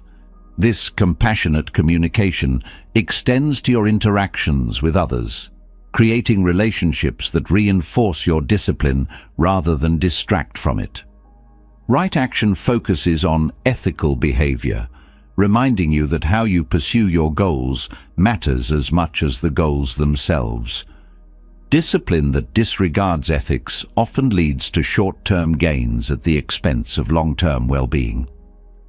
The Eightfold Path encourages you to act in ways that are not only effective, but also honorable, ensuring that your efforts contribute positively to your life and the lives of others. This principle fosters a sense of accountability, making it easier to stay consistent in your actions. Right livelihood emphasizes the importance of aligning your work with your values. This principle extends beyond your career to include any activity that contributes to your goals. When your actions are in harmony with your beliefs, discipline feels more natural and sustainable. For example, if your goal is to cultivate mindfulness, incorporating mindful practices into your daily routine reinforces this value and creates a sense of integration. Right livelihood reminds you that discipline isn't just about individual effort. It's about creating a life that reflects your principles. Right effort highlights the importance of balance, encouraging you to approach discipline with both determination and ease. Overexertion often leads to burnout, while undercommitment stalls progress. The Eightfold Path teaches that effort should be steady and sustainable, like a flame that burns brightly without consuming itself. This balanced approach helps you maintain momentum without feeling overwhelmed. For instance, If you're working toward a creative goal, right effort might involve setting manageable daily targets rather than pushing yourself to exhaustion. Right mindfulness emphasizes the importance of presence and awareness. Discipline without mindfulness often becomes mechanical, disconnected from the meaning behind your actions. The Eightfold Path encourages you to stay present, fully engaging with each step of your journey. This mindfulness not only enhances your focus, but also brings a sense of joy and fulfillment to your efforts. For example, if your goal is to practice gratitude, mindfulness helps you notice and appreciate the small blessings in your daily life, reinforcing your commitment to the practice. Right concentration brings a sense of focus and stability to your efforts. In a world filled with distractions, concentration is a skill that requires cultivation. The Eightfold Path teaches that discipline thrives when you direct your attention fully to the task at hand. This concentrated effort allows you to work more effectively and with greater satisfaction. For instance, if you're learning a new skill, right concentration helps you stay engaged and avoid the temptation to multitask or rush through the process. Together, these principles create a framework that supports both effort and rest, recognizing that discipline is not just about pushing forward, but also about finding balance. Rest is not a break from discipline, it is an essential part of it. The Eightfold Path reminds you that renewal is necessary for sustained effort. This perspective allows you to incorporate periods of rest and reflection into your routine without guilt, knowing that they are vital to your growth. The Eightfold Path also emphasizes the interconnectedness of its principles, showing that discipline is not an isolated practice, but part of a larger whole. Right understanding informs right intention, which shapes right action, and so on. This interconnectedness creates a sense of harmony, where each aspect reinforces the others. For example, mindfulness enhances concentration, which in turn strengthens your efforts, creating a positive cycle that sustains your discipline. Applying the Eightfold Path to discipline also fosters a sense of humility. It reminds you that growth is a journey, not a destination, and that perfection is not the goal. This humility encourages you to approach discipline with curiosity and openness, allowing you to learn from both successes and setbacks. For instance, if you encounter a challenge that tests your patience, the Eightfold Path helps you see it as an opportunity to deepen your practice, rather than as a failure. Ultimately, the Noble Eightfold Path transforms discipline into a practice of balance and alignment. It provides a structure that integrates effort, rest, mindfulness, and intention, creating a life that reflects your values and aspirations. By following this path, you discover that discipline is not about forcing yourself to meet expectations, but about creating harmony within yourself and with the world around you. And in that harmony, you find the strength, clarity, and peace to keep moving forward. The Noble Eightfold Path lays the foundation for a balanced and harmonious approach to discipline, weaving together clarity, mindfulness, and intention. Yet, even with such a profound framework, the mind can wander, emotions can overwhelm, and focus can waver. Meditation steps in as a powerful tool to anchor the mind, deepen clarity, and foster emotional stability. It is not merely a practice of sitting still. It is a transformative discipline that strengthens the connection between the mind, body, and actions. Through meditation, self-discipline evolves into an effortless flow, rooted in presence and resilience. Meditation begins with awareness. In daily life, distractions often pull attention in multiple directions, diluting focus and scattering energy.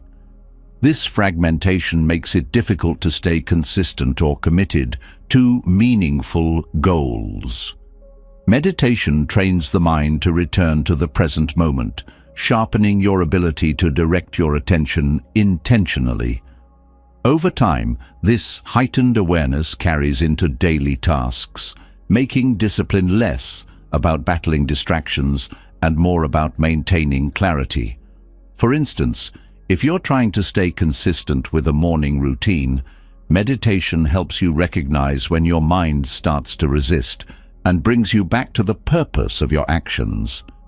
Consistency in meditation builds mental clarity by reducing mental clutter. The mind often churns with unnecessary thoughts, creating confusion and stress. Meditation acts as a filter, helping you distinguish between what is essential and what is noise. By sitting with your thoughts without judgment, you develop the ability to let go of mental distractions that do not serve you. This clarity translates directly into discipline, as a focused mind can make decisions and take action without being overwhelmed by doubt or hesitation. Meditation also strengthens self-awareness, which is a cornerstone of self-discipline. Many impulsive actions arise from unconscious habits or emotional reactions. Without awareness, these patterns can derail your progress, leading to choices that contradict your intentions. Meditation cultivates a deep understanding of your thoughts, emotions, and behaviors, allowing you to identify triggers and respond intentionally rather than react impulsively. For example, if stress tempts you to procrastinate, meditation helps you recognize the stress, acknowledge it without judgment, and choose a more constructive response. One of the most transformative aspects of meditation is its ability to foster emotional stability. Emotions can be powerful drivers of behavior, but they can also create obstacles to discipline when they become overwhelming. Meditation teaches you to observe your emotions without becoming entangled in them. This practice creates space between feeling and action, allowing you to act in alignment with your goals, rather than being swept away by fleeting moods. For instance, if frustration arises while working on a challenging task, meditation helps you sit with that frustration, allowing it to pass without derailing your efforts. Another benefit of meditation is its role in cultivating patience. Discipline often requires sustained effort over time, which can test your ability to wait for results. Meditation trains you to embrace stillness and remain present, even when progress feels slow. This patience carries over into your daily life, making it easier to stay committed to long-term goals. For example, if you're building a new habit, meditation helps you focus on the small, consistent steps rather than becoming impatient for immediate outcomes. Meditation also enhances resilience by helping you navigate setbacks with grace. Challenges and failures are inevitable in any journey, but they don't have to define your path. Through meditation, you learn to approach difficulties with a sense of curiosity and acceptance rather than resistance. This perspective shifts your relationship with setbacks, allowing you to see them as opportunities for growth rather than as barriers.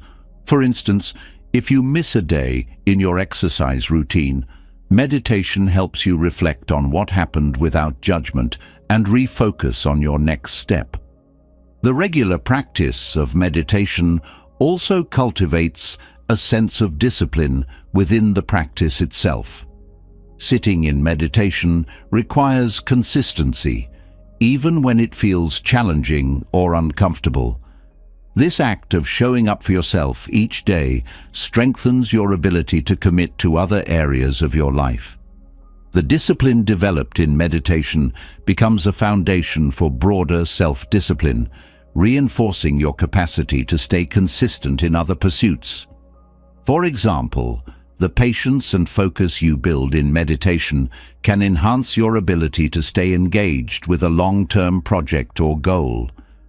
Meditation also teaches the art of letting go, which is essential for maintaining balance in discipline. The desire for control often creates unnecessary stress as you try to force outcomes or hold on to expectations. Meditation shows you that control is an illusion and that true peace comes from accepting what is.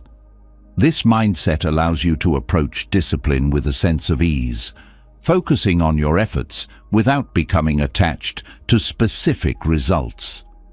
For example, if you're working toward a professional milestone, meditation helps you stay committed without becoming consumed by the pressure to achieve.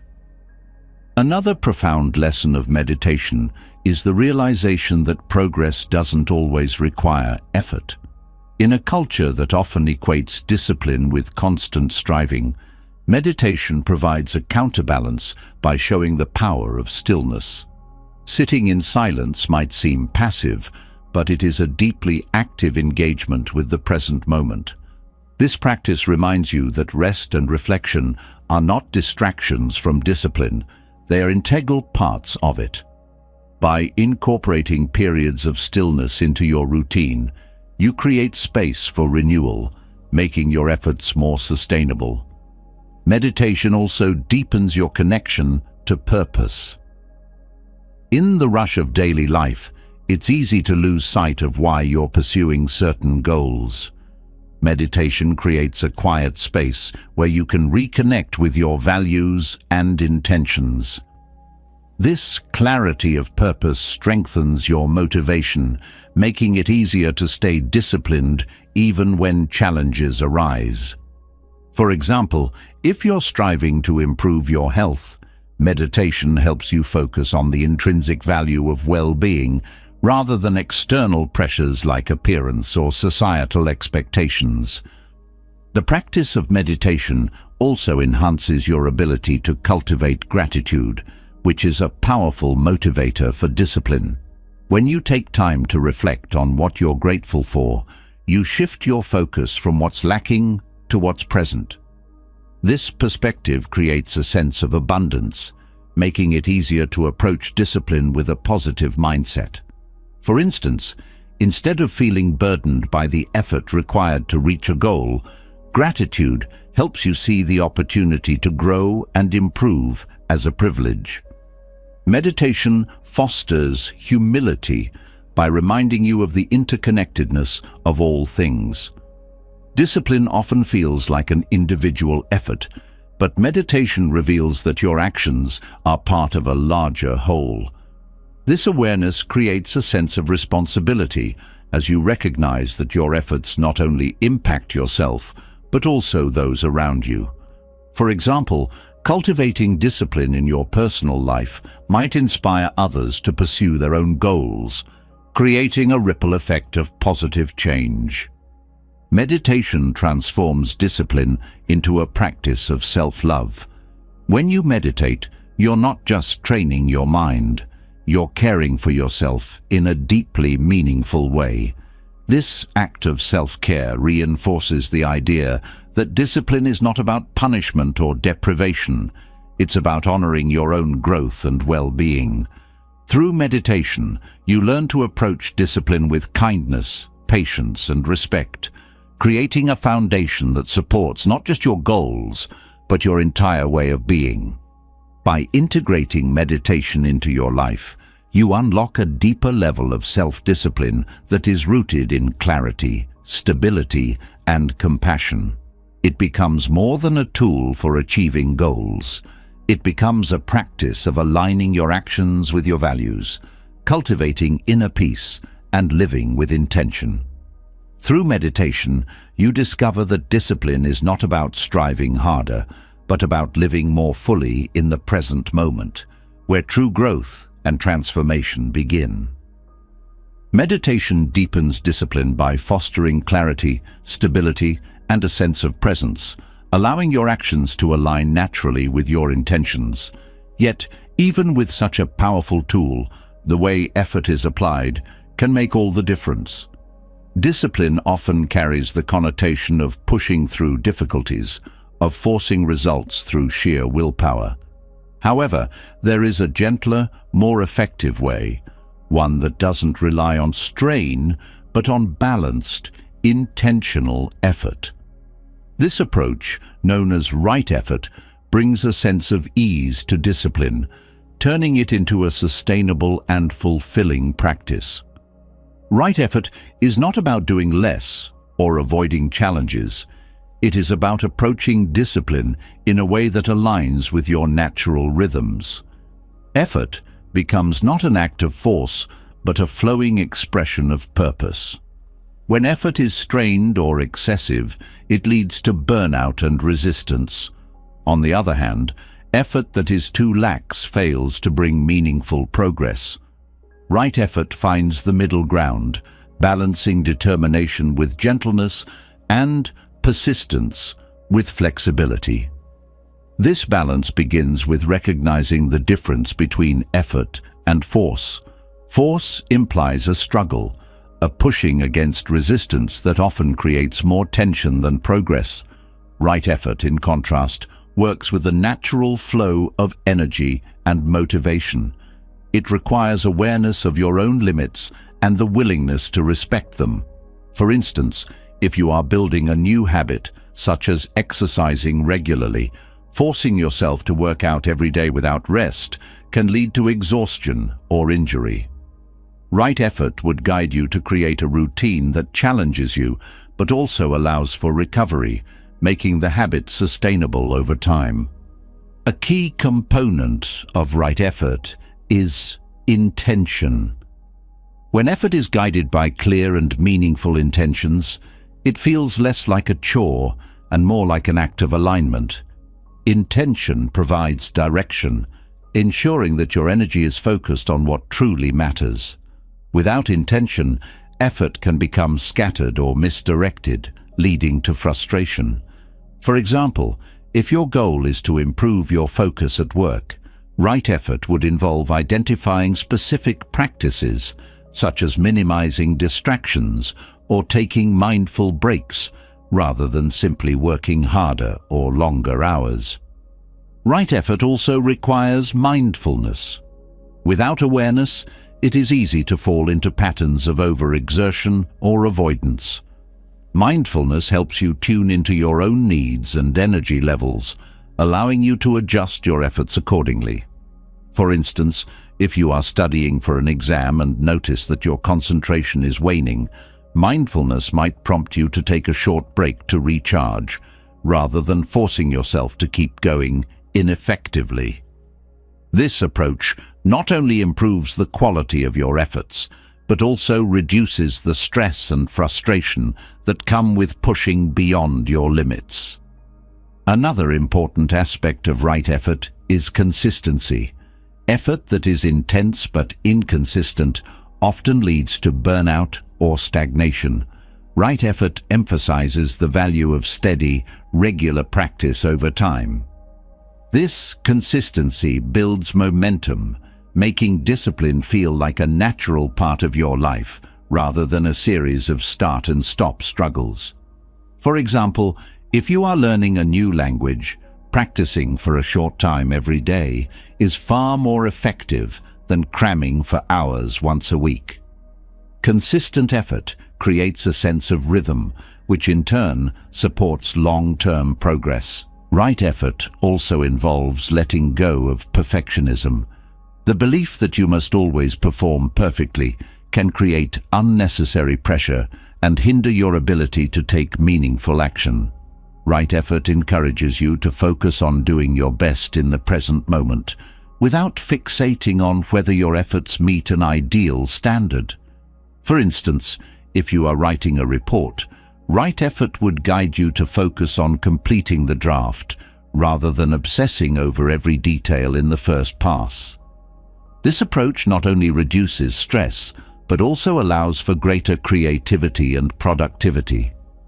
Flexibility is another key principle of right effort. Life is unpredictable, and rigid approaches to discipline often fail when unexpected challenges arise. Right effort teaches you to adapt your actions to the circumstances, maintaining your commitment while remaining open to change.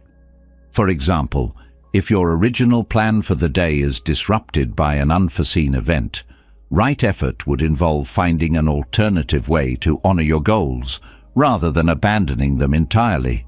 This adaptability ensures that your discipline remains resilient and effective, even in the face of setbacks. Right effort also emphasizes the importance of rest. In a culture that often glorifies busyness, rest can feel like a luxury rather than a necessity. However, rest is essential for maintaining the energy and focus needed for sustained effort. Right effort recognizes that rest is not a break from discipline, it is a vital part of it. For instance, if you are training for a marathon, incorporating rest days into your schedule allows your body to recover and prevents overtraining. This balance between effort and rest ensures that your discipline remains sustainable over the long term. Compassion plays a significant role in right effort. Harsh self-criticism often undermines discipline, creating a cycle of guilt and resistance. Right effort encourages you to approach yourself with kindness and understanding, especially when challenges arise. For example, if you fall short of a goal, right effort would guide you to reflect on what happened with curiosity rather than judgment, allowing you to learn from the experience and move forward. This compassionate approach creates a supportive inner environment that strengthens your commitment to discipline. Right effort also fosters a sense of joy in the process. When effort is strained or forced, it often feels like a burden. Right effort, however, transforms discipline into a source of satisfaction and fulfillment. By focusing on the intrinsic value of your actions, you begin to find joy in the journey itself, rather than waiting for external results. For instance, if your goal is to practice mindfulness, right effort would help you appreciate the sense of peace and clarity that arises from each meditation session, regardless of how successful the practice feels. Another benefit of right effort is its ability to build trust in yourself. When your efforts are balanced and intentional, you begin to see yourself as capable and reliable. This self-trust reinforces your discipline, creating a positive feedback loop that makes it easier to stay committed to your goals. For example, if you consistently follow through on your daily commitments, right effort helps you build confidence in your ability to handle larger challenges. This sense of trust not only supports your discipline, but also enhances your overall sense of self-worth. Ultimately, right effort transforms discipline into a practice of alignment and balance. It allows you to approach your goals with clarity, mindfulness, and compassion, creating a sustainable path that honors both your aspirations and your well-being. By embracing right effort, you discover that discipline is not about forcing yourself to achieve. It is about finding the harmony between effort and ease, where growth becomes a natural and fulfilling part of your life. Through this practice, you build habits and actions that are not only effective, but also deeply meaningful, ensuring that your discipline supports not just your goals, but your entire way of being. Right effort creates balance, allowing discipline to flow naturally without strain or force. But even with balance, another challenge often threatens to derail progress: guilt. That heavy, lingering sense of self-blame can feel like a constant companion, whispering doubts and draining energy. Guilt is an invisible weight that clings to even the most disciplined efforts, sabotaging focus and self-belief. To move forward with clarity and strength, it's essential to address guilt directly. to understand its roots, and to let go of its grip. Guilt often arises from unmet expectations, whether set by others or imposed on yourself. When you fall short of a goal, it's easy to spiral into thoughts of inadequacy, feeling as though you've failed not just in your actions, but in your character. This self-criticism creates a cycle of doubt and hesitation, making it harder to take the next step.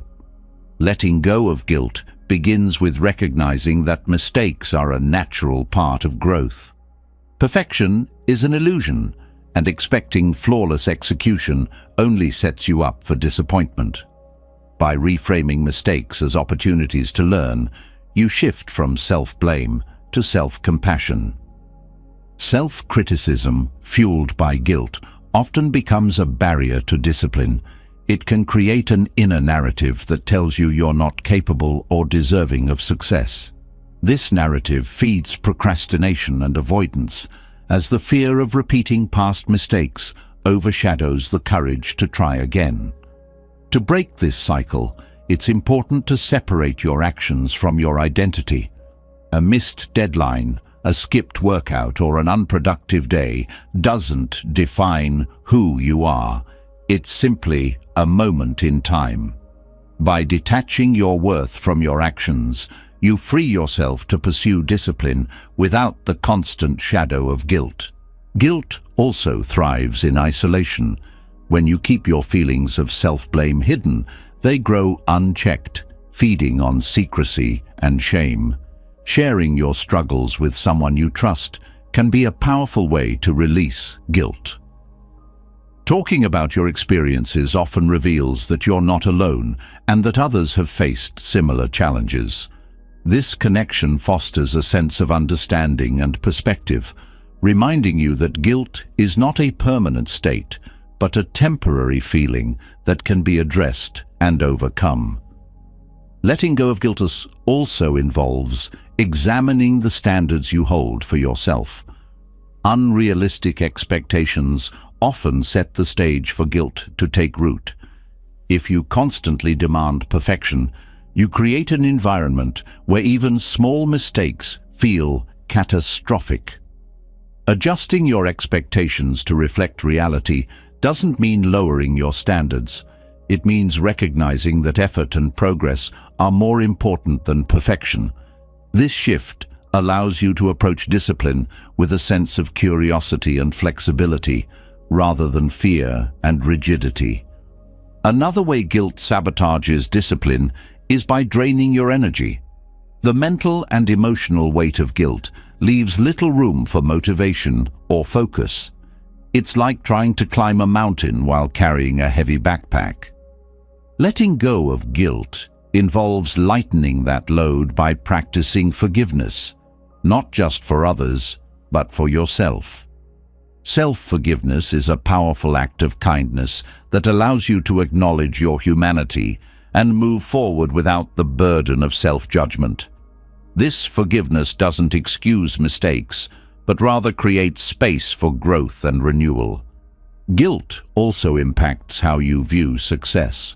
When guilt dominates your mindset, even achievements can feel hollow, as though they're not enough to make up for past mistakes.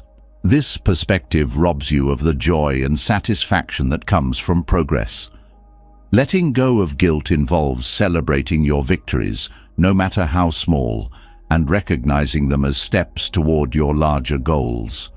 By shifting your focus to what you've accomplished rather than what you've missed, you reinforce a positive cycle of motivation and self-belief. Mindfulness plays a crucial role in overcoming guilt.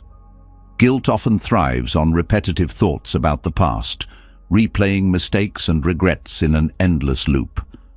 Mindfulness helps you break free from this cycle by bringing your attention to the present moment. When you focus on the here and now, you create distance from the guilt-driven narratives that hold you back.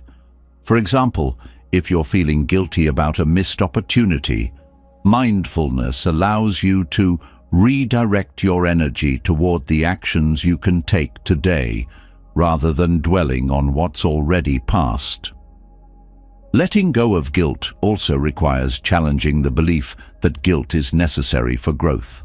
Many people hold the idea that guilt is a form of accountability, a way to ensure they don't repeat mistakes. However, guilt often creates more harm than good, leading to self-doubt and inaction rather than positive change. True accountability comes from reflection and intention, not from punishment. By examining what led to a mistake and taking constructive steps to address it, you create a foundation for growth that doesn't rely on guilt.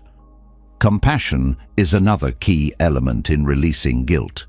When you treat yourself with the same kindness and understanding you would offer a friend, guilt loses its power.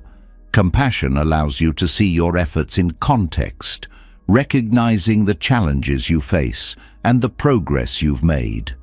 For example, if you're working on improving a habit and stumble along the way, compassion helps you acknowledge the effort you've put in rather than fixating on the slip. This perspective fosters resilience and encourages you to keep moving forward. Letting go of guilt also involves shifting your focus from the past to the future. Guilt often keeps you stuck in what went wrong, preventing you from seeing the possibilities ahead. By redirecting your energy toward your goals and intentions, you reclaim your ability to act. This forward focus doesn't ignore past mistakes. It acknowledges them as part of your journey and uses them as stepping stones for growth.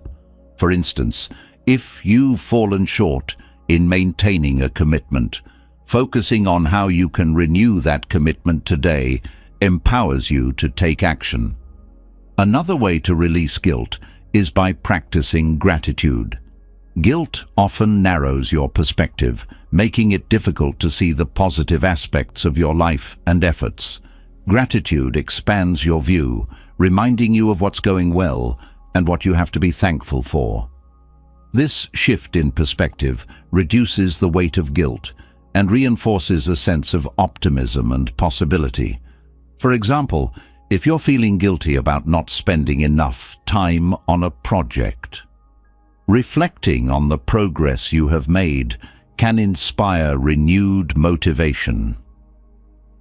Letting go of guilt also requires recognizing its impermanence. Emotions, including guilt, are not static.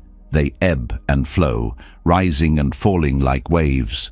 This understanding allows you to approach guilt with a sense of detachment, knowing that it doesn't define you and that it will pass. By sitting with the feeling without judgment, you create space for it to dissipate naturally, leaving room for clarity and focus to return. This practice of acceptance helps you navigate guilt without letting it derail your discipline. Ultimately, letting go of guilt transforms discipline from a struggle into a practice of self-respect. It allows you to approach your goals with a sense of curiosity, compassion, and courage, free from the weight of self-blame. Guilt no longer becomes a barrier to growth, but a reminder to treat yourself with the kindness and understanding you deserve. Through this process, you discover that true discipline isn't about avoiding mistakes. It's about learning from them and continuing forward with a renewed sense of purpose and resilience. Letting go of guilt frees you to approach life and discipline with a lighter heart, unburdened by self-blame. Yet even with this release, challenges inevitably arise. Struggles can feel all-encompassing, as though they define your present and dictate your future. But here lies a profound truth. Nothing is permanent, not even difficulty. The principle of impermanence offers a way to view challenges as temporary, helping you stay grounded and calm, no matter how overwhelming life may seem. This understanding transforms the experience of struggle into an opportunity for growth rather than a source of despair. Impermanence teaches that all things, both joy and pain, are in a constant state of flux. When you find yourself in the midst of a challenge, it's easy to feel as though the struggle will last forever. The mind has a way of amplifying problems, making them appear larger and more unyielding than they are. But just as a storm eventually passes, so too does the intensity of any hardship. Recognizing this truth doesn't diminish the difficulty of the moment. Instead, it provides the perspective needed to endure it. Knowing that challenges are not eternal gives you the strength to face them with patience and resolve. This perspective shifts your relationship with adversity. Instead of seeing struggles as barriers, you begin to view them as part of a larger journey. Each challenge becomes a temporary phase, something to navigate rather than avoid. This mindset fosters resilience, allowing you to keep moving forward even when the path feels steep. For instance, if you're experiencing setbacks in a personal goal, the principle of impermanence reminds you that this phase is just one chapter in your story, not the entirety of it. This understanding helps you maintain focus and commitment, knowing that better days lie ahead. Impermanence also softens the grip of fear. Fear often arises from the belief that difficulties will escalate or never end. This fear can paralyze you, preventing you from taking constructive action. But when you embrace the truth of impermanence, fear loses much of its power. You come to see that even the most daunting challenges have an endpoint, and within that realization lies freedom. For example, if you're navigating a difficult relationship or work situation, recognizing that these circumstances will change over time allows you to respond with calmness and clarity rather than panic. Another benefit of understanding impermanence is the way it fosters acceptance. Struggles often become harder to bear when you resist them, wishing they were different or hoping to escape them altogether. This resistance adds an extra layer of suffering to an already challenging situation. Embracing impermanence allows you to accept struggles as they are, without unnecessary resistance. Acceptance doesn't mean giving up. It means working with the reality of the moment rather than fighting against it. For instance, if you're facing a health setback, acceptance helps you focus on what you can do to heal, rather than dwelling on the unfairness of the situation. Impermanence also encourages you to focus on the present moment. When you're caught in a struggle, the mind often fixates on the future, imagining worst-case scenarios or endless outcomes. This future-focused thinking creates anxiety and makes the challenge feel even heavier.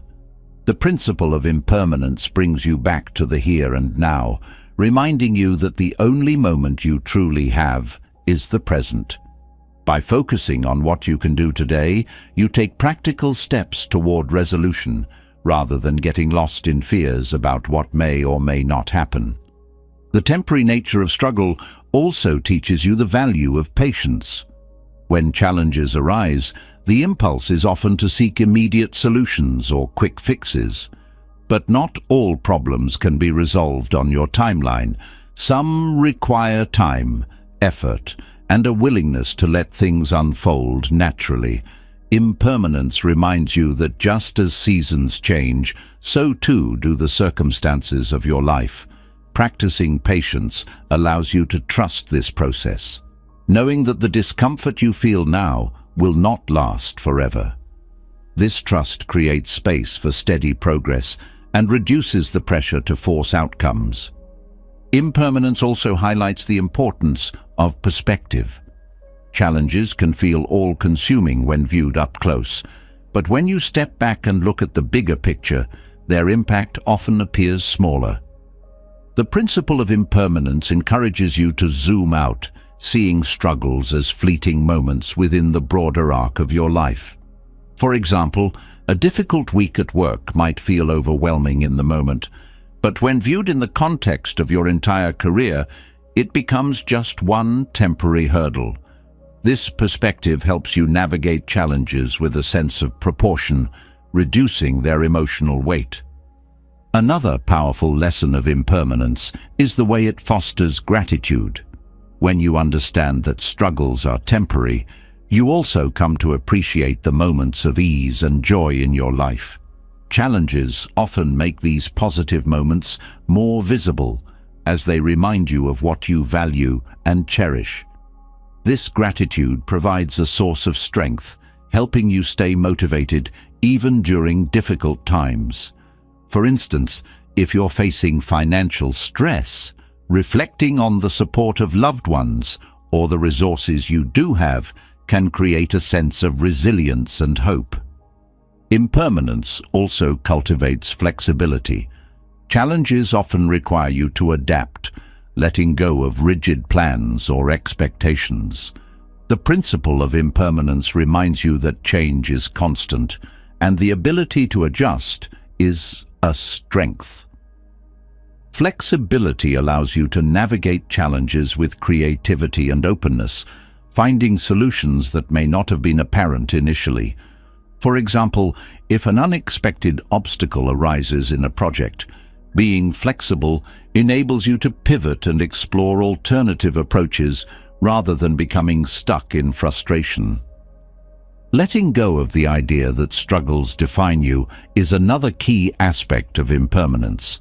It's easy to internalize challenges, believing that they reflect who you are or what you're capable of. Impermanence reveals that struggles are external events, not permanent aspects of your identity. This distinction frees you from self-judgment, allowing you to approach challenges with a sense of curiosity rather than self-doubt. For instance, if you're struggling with a new skill, impermanence helps you see the struggle as a natural part of the learning process, rather than a reflection of your abilities. Ultimately, the principle of impermanence transforms how you experience struggles. It shifts your mindset from resistance to acceptance, from fear to curiosity, and from frustration to resilience. By viewing challenges as temporary, you create space for growth, learning, and even gratitude. This perspective doesn't eliminate difficulties, but it changes how you relate to them, allowing you to navigate life with greater calmness and strength. In embracing impermanence, you discover that struggles, like all things, have their time, and that your ability to endure and adapt will always carry you forward. The principle of impermanence teaches that struggles are fleeting, and within their temporary nature lies the opportunity to grow. Yet, growth itself often feels slow and unsteady, especially when large goals seem far away. This is where the power of gratitude for small wins transforms the journey. Progress, no matter how modest, holds the key to long-term perseverance. Recognizing and celebrating these small victories not only fuels motivation, but also reshapes your mindset, shifting the focus from what remains undone to what has already been accomplished. Gratitude for small wins begins with awareness. The mind often gravitates toward what is missing or what hasn't yet been achieved, overlooking the steps already taken. This fixation on the end goal creates frustration, making it easy to underestimate progress. Gratitude shifts this perspective by highlighting the significance of each small step, turning what might seem ordinary into something worth celebrating. For instance, completing a single chapter of a book you're writing may not feel monumental, but acknowledging the effort it took brings a sense of fulfillment and keeps you engaged with the larger task. Celebrating small wins also nurtures consistency. Large goals can feel overwhelming, their scale intimidating enough to discourage action. Breaking these goals into smaller, achievable milestones creates a sense of momentum, where each completed step becomes a source of encouragement. Gratitude magnifies this momentum, reinforcing the belief that progress is possible. For example, if you're building a fitness routine, acknowledging each day you show up, regardless of performance, strengthens your commitment to continue. This consistency compounds over time, turning small efforts into significant achievements. Gratitude also deepens your connection to your efforts. When you pause to appreciate small wins, you create a moment of joy and satisfaction that strengthens your relationship with the process. Without this appreciation, discipline can feel like a grind, disconnected from the sense of purpose that drives it. Gratitude bridges this gap, reminding you why you started and making each step feel meaningful. For instance, if your goal is to save money, recognizing small milestones like avoiding unnecessary expenses or reaching a weekly target keeps you emotionally invested in the broader objective. Another profound effect of gratitude for small wins is its ability to counter self-doubt. Challenges and setbacks can erode confidence, making you question your abilities or the feasibility of your goals. Celebrating small victories restores this confidence, proving to yourself that progress is not only possible but also happening. Each acknowledgement of a win, no matter how small, becomes evidence of your capability and determination. For instance, if you're learning a new skill and feel stuck, reflecting on even minor improvements reminds you of your capacity to grow and adapt. Gratitude also enhances resilience by shifting your focus from perfection to progress. The pursuit of perfection often leads to disappointment, as even the most disciplined efforts rarely result in flawless outcomes. Gratitude reframes success, showing that every step forward, however imperfect, is valuable. This perspective reduces the pressure to perform perfectly and encourages you to keep going despite setbacks. For example, if you're practicing mindfulness and find your thoughts wandering during meditation, celebrating the act of returning your focus rather than criticizing the wandering helps you stay committed to the practice. Another benefit of celebrating small wins is the way it strengthens your intrinsic motivation.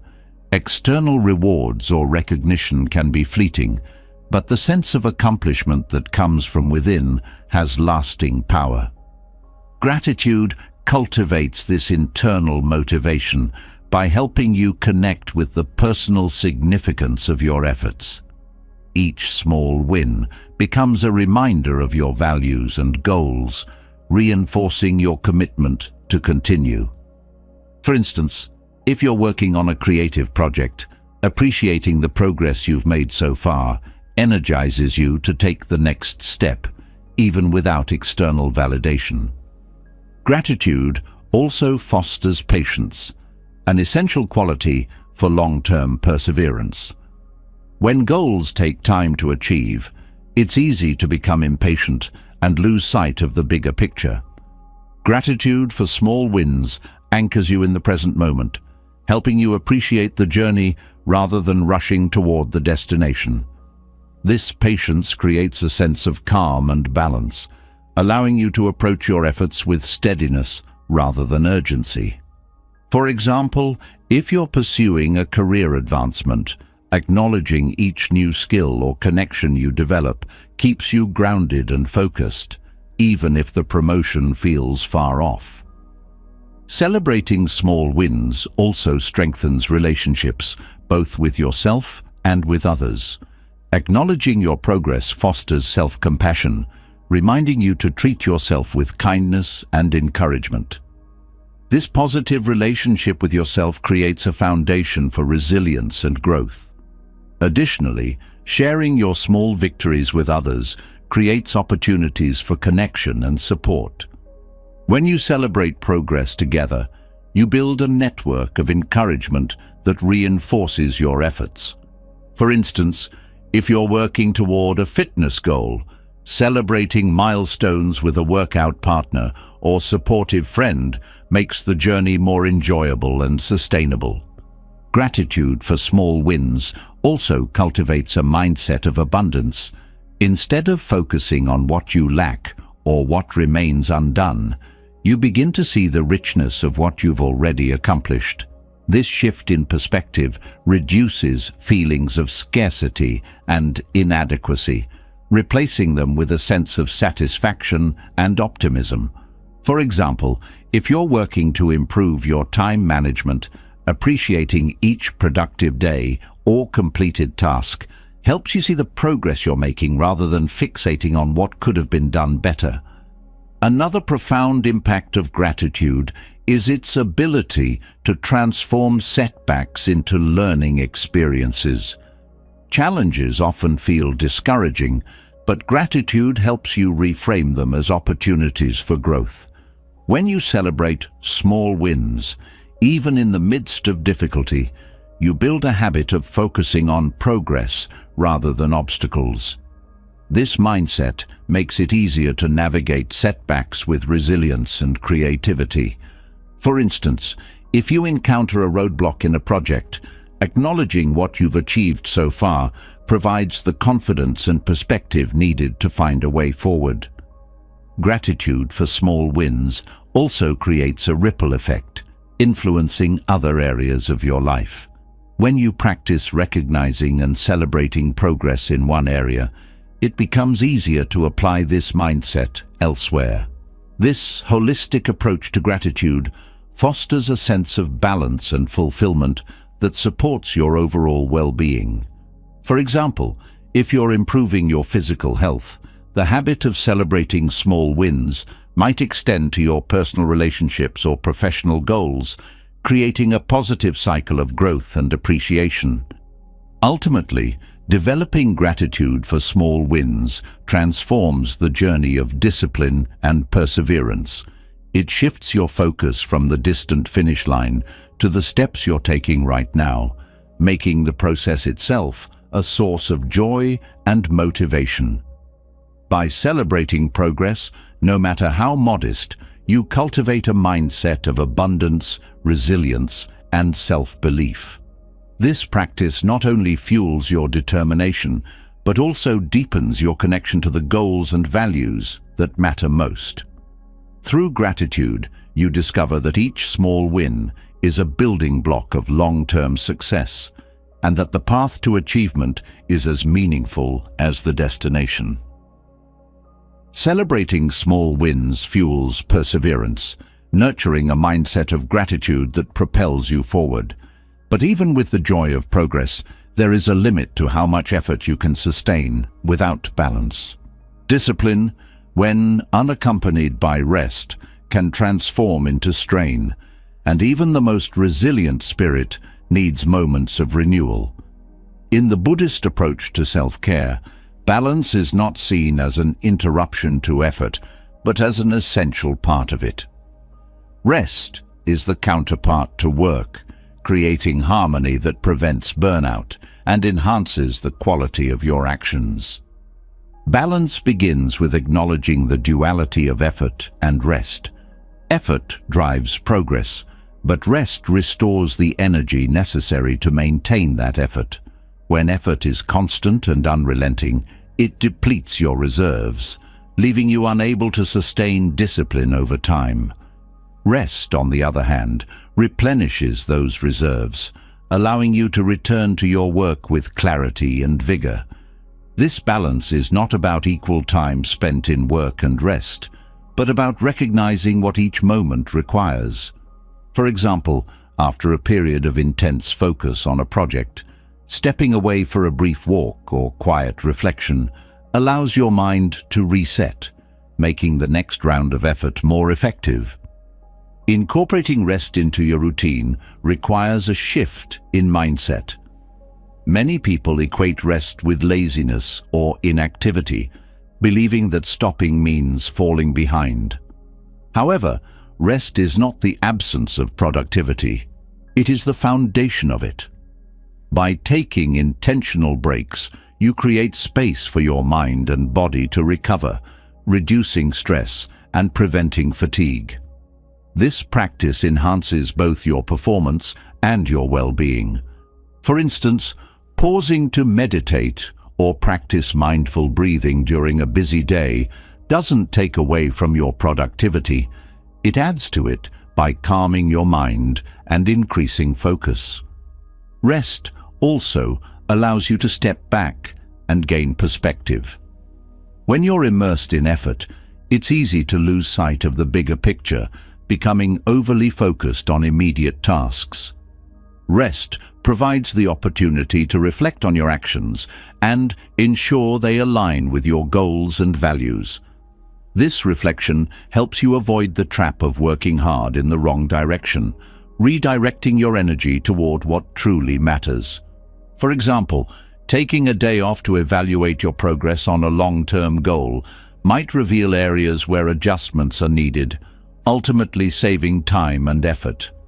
The quality of rest matters as much as the act itself. Rest is most effective when it is intentional and mindful, rather than passive or distracted.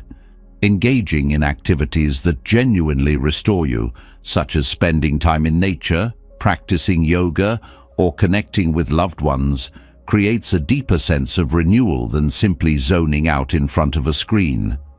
Rest that aligns with your values and brings you joy becomes a source of energy and inspiration, rather than just a pause between periods of work. Balance also involves listening to your body and mind. Your energy levels fluctuate throughout the day and week, influenced by factors like sleep, nutrition, and stress. Paying attention to these fluctuations helps you recognize when rest is needed, rather than waiting until exhaustion forces you to stop. This proactive approach prevents burnout and keeps you operating at your best. For instance, if you notice your concentration waning during a task, taking a short break to stretch or hydrate can restore your focus and prevent diminishing returns. The Buddhist approach to balancing effort and rest also emphasizes non-attachment to productivity. In a culture that often glorifies busyness, it's easy to tie your self-worth to how much you accomplish. This mindset creates pressure to constantly push forward, even at the expense of your health and well-being. Letting go of this attachment allows you to rest without guilt, recognizing that your value is not determined by your output. For example, choosing to take a weekend off to recharge doesn't diminish your dedication. It strengthens it by ensuring you have the energy to continue. Rest also nurtures creativity and problem-solving. When your mind is constantly occupied with effort, it has little room to explore new ideas or perspectives. Rest provides the mental space needed for innovation and insight to emerge. This is why many breakthroughs occur during moments of relaxation or downtime, rather than during periods of intense focus. For instance, stepping away from a challenging problem to engage in a restful activity like gardening or listening to music often leads to fresh solutions when you return. Balancing effort with rest also involves embracing the concept of enough. There will always be more to do, more goals to achieve, and more tasks to complete. If you wait until everything is finished to rest, you will never stop. Recognizing when you've done enough for the day allows you to set boundaries and protect your well-being. This practice teaches you to value the quality of your efforts over the quantity, creating a sustainable rhythm that supports both achievement and self-care. Rest is also a form of self-compassion. It acknowledges that you are human with limits and needs, and that honoring those needs is not a weakness, but a strength. When you allow yourself to rest, you send a powerful message to yourself that you are worthy of care and respect. This self-compassion builds resilience, helping you navigate challenges with greater ease and confidence. For example, taking a break after a particularly demanding week at work is not an indulgence. It's an act of kindness that ensures you can continue to show up fully in the future. Another important aspect of balancing effort and rest is learning to prioritize. Not all tasks are equally important, and trying to do everything often leads to unnecessary stress and exhaustion. Focusing on what truly matters allows you to conserve your energy for the things that align with your goals and values. This prioritization creates space for rest by reducing the clutter in your schedule. For instance, letting go of commitments that don't serve your long-term vision frees up time and energy for both meaningful work and intentional rest. The Buddhist perspective also highlights the cyclical nature of effort and rest. Just as the seasons change and the tides ebb and flow, your energy follows natural rhythms.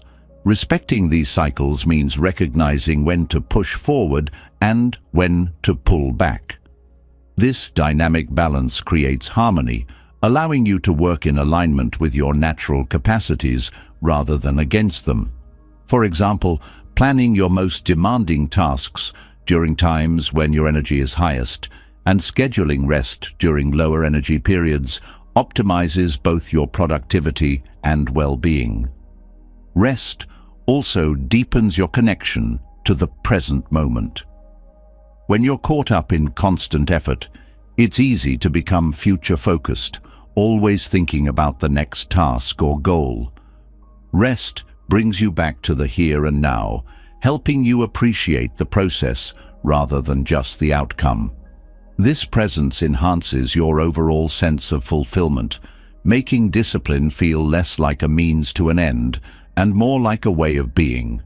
For instance, taking a mindful walk outdoors allows you to savor the simple joys of movement and nature, creating a sense of contentment that supports your broader efforts. Ultimately, balancing effort with rest is about creating a sustainable approach to discipline. It recognizes that true growth and achievement come not from relentless striving, but from a harmonious interplay of action and renewal. By integrating rest into your practice, you ensure that your efforts remain steady, purposeful, and effective. This balance not only prevents burnout, but also enriches your life, allowing you to pursue your goals with energy, clarity, and joy. Through this approach, you discover that rest is not a break from discipline. It is an essential part of it, providing the strength and resilience needed to keep moving forward. Rest and renewal are essential companions to effort, ensuring that your journey remains sustainable and fulfilling. Yet, even with balance, discipline can sometimes feel like an isolating path, one you must navigate alone. But this is far from the truth. The presence of a supportive community, or Sangha, can transform how you approach discipline, turning challenges into shared experiences and victories into collective celebrations. Community infuses the process with connection and energy, making it not only more enjoyable, but also more enduring. The role of Sangha is profound, offering encouragement, accountability, and a sense of belonging that strengthens your commitment to your goals. A community amplifies your motivation. When you pursue a goal on your own, it's easy to lose momentum during moments of doubt or fatigue. Being surrounded by like-minded individuals creates an environment where inspiration is contagious. Seeing others remain disciplined in their efforts motivates you to do the same, not through pressure, but through the shared energy of collective commitment. For instance, joining a meditation group or a fitness class reinforces your routine because the group's collective dedication uplifts and energizes your own practice. Sangha also provides a space for accountability. It's not about judgment or rigid expectations, but about the gentle nudge that comes from knowing others are on the journey with you. When you share your intentions with a community, you create a sense of responsibility, not just to yourself, but to the group. This accountability helps you stay consistent, even when internal motivation wavers. For example, committing to a regular study group ensures that you show up and stay engaged because you've made a commitment to others as well as yourself. Another gift of community is the support it offers during difficult times. Discipline is rarely a straight path. Setbacks and struggles are inevitable. In these moments, the encouragement of others can make all the difference. A community reminds you that you're not alone, that others have faced similar challenges and found ways to overcome them. This shared understanding provides both comfort and perspective, helping you navigate difficulties with resilience. For instance, when you're feeling overwhelmed by a project, hearing how someone else persevered through a similar challenge can reignite your confidence and determination. Sangha also fosters a sense of shared learning. No matter how much experience or knowledge you have, there is always something to gain from the perspectives of others. Within a community, you're exposed to diverse approaches and insights that can enrich your own practice. This exchange of ideas creates an environment of growth where learning becomes a collaborative experience. For example, in a writing group, sharing drafts and receiving feedback not only improves your work, but also deepens your understanding of the craft through the experiences of others. The presence of a supportive community also reduces feelings of isolation. Discipline can sometimes feel like a solitary endeavor, especially when your goals differ from those of the people around you. Sangha provides a space where your efforts are understood and celebrated, creating a sense of belonging that strengthens your resolve. This connection reminds you that while your journey is unique, it is also part of a larger collective experience. For instance, participating in a mindfulness retreat offers the opportunity to connect with others who share your commitment to inner growth, creating bonds that reinforce your practice. Community also brings joy to the process of discipline. Working toward a goal doesn't have to be a somber or overly serious experience. The shared laughter, encouragement, and camaraderie of a group transform effort into something enjoyable. This joy makes the process feel lighter and more sustainable, helping you stay engaged over the long term. For example, a group of runners training for a marathon might share humorous anecdotes or celebrate each other's progress, turning the effort into a source of shared happiness. Sangha also teaches the value of interdependence. While discipline often emphasizes personal effort, community reminds you that no one achieves their goals entirely on their own. The support, insights, and encouragement of others play a crucial role in your success, just as your contributions uplift those around you. This interconnectedness fosters a sense of humility and gratitude, deepening your appreciation for the role others play in your journey. For instance, a mentor's guidance or a friend's encouragement might be the spark that helps you overcome a significant hurdle, reminding you of the power of collective effort. Another powerful aspect of community is the opportunity it provides to give back. Discipline is not just about receiving support, it's also about offering it. When you share your experiences, insights, and encouragement with others, you reinforce your own commitment while contributing to the growth of the group. This reciprocity creates a cycle of mutual benefit, where everyone's efforts are amplified by the collective energy of the Sangha. For example, mentoring someone who is just starting on a path you've been navigating for years not only helps them, but also deepens your own understanding and resolve. Sangha also encourages authenticity. In a supportive community, you can share both your successes and your struggles without fear of judgment. This openness creates an environment of trust and vulnerability where everyone feels safe to be themselves.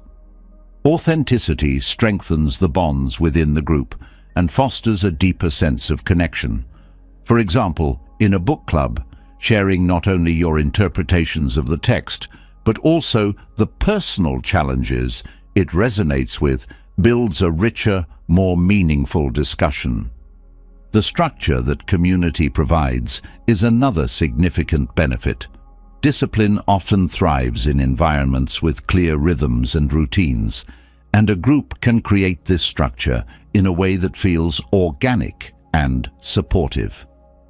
Scheduled meetings, shared milestones, or group check-ins provide a framework that keeps you on track without feeling rigid. For example, a weekly yoga class creates a consistent opportunity to practice, ensuring that it becomes a regular part of your life. Being part of a sangha also strengthens your sense of purpose. Seeing how your efforts contribute to something larger than yourself adds meaning to your actions. This sense of purpose fuels your motivation and makes discipline feel less like an individual challenge and more like a collective journey. For instance, participating in a community garden not only helps you stay disciplined in tending to the plants, but also reminds you that your work contributes to the well-being of others. Sangha also helps you celebrate milestones. While it's important to recognize your small wins personally, sharing them with a group amplifies the joy and reinforces your progress. The acknowledgement and encouragement of others make your achievements feel even more significant, motivating you to keep going. For example, completing a creative project and sharing it with a supportive group can turn a solitary accomplishment into a shared celebration, deepening its impact. Ultimately, the role of Sangha in maintaining discipline goes far beyond support. It transforms the entire experience. Community makes the path more enjoyable, meaningful, and sustainable, turning individual effort into a shared journey of growth and connection. Through the presence of others, you discover strengths you didn't know you had, gain insights that broaden your perspective, and find a sense of belonging that sustains you through the challenges. In this shared space, discipline becomes not just a practice, but a way of being, enriched by the collective energy of the Sangha and the bonds it fosters. Community fosters a sense of connection, purpose, and resilience, weaving a web of support that makes discipline more sustainable and joyful. But even within the most encouraging circles, there are moments when focus wavers and energy dwindles. In these times, the power of mindful breathing offers a simple yet profound way to restore clarity and vitality. Breathwork isn't merely about inhaling and exhaling. It is an intentional practice that grounds the mind, energizes the body, and transforms stress into calm determination. By learning to harness the breath, you unlock a tool that is always within reach, no matter where you are or what challenges arise. Breath is the silent thread that connects the body and mind, yet it is often taken for granted. Without awareness, breathing can become shallow and hurried, reflecting the chaos of daily life. This kind of unconscious breathing perpetuates tension, feeding into cycles of stress and distraction. Mindful breathing, on the other hand, is deliberate and intentional, anchoring you in the present moment. By focusing on the rhythm of your breath, you quiet the noise of your thoughts and create space for calmness and focus to emerge. The connection between breath and focus is rooted in physiology. When you're stressed, the body's fight-or-flight response activates, quickening your breath and heart rate. This state makes it difficult to concentrate, as your mind becomes preoccupied with perceived threats. Mindful breathing counteracts this response by engaging the parasympathetic nervous system, which calms the body and mind.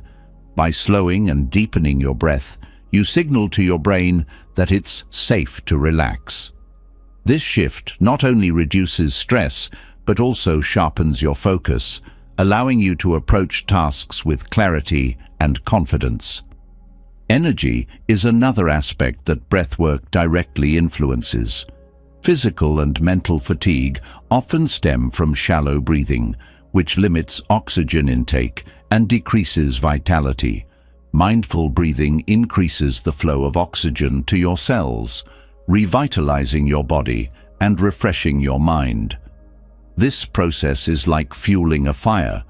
The more oxygen you provide, the brighter it burns. Practicing breathwork throughout the day maintains a steady supply of energy, preventing the dips that can derail your discipline. For example, taking a few moments to practice deep diaphragmatic breathing during a midday slump can recharge your focus and motivation.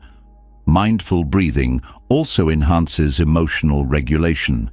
Emotions, especially intense ones like frustration or anxiety, often disrupt focus and derail efforts. The breath acts as a bridge between the body and mind, giving you a way to influence your emotional state. By directing your attention to the breath, you create a pause between stimulus and reaction, allowing you to respond thoughtfully rather than impulsively.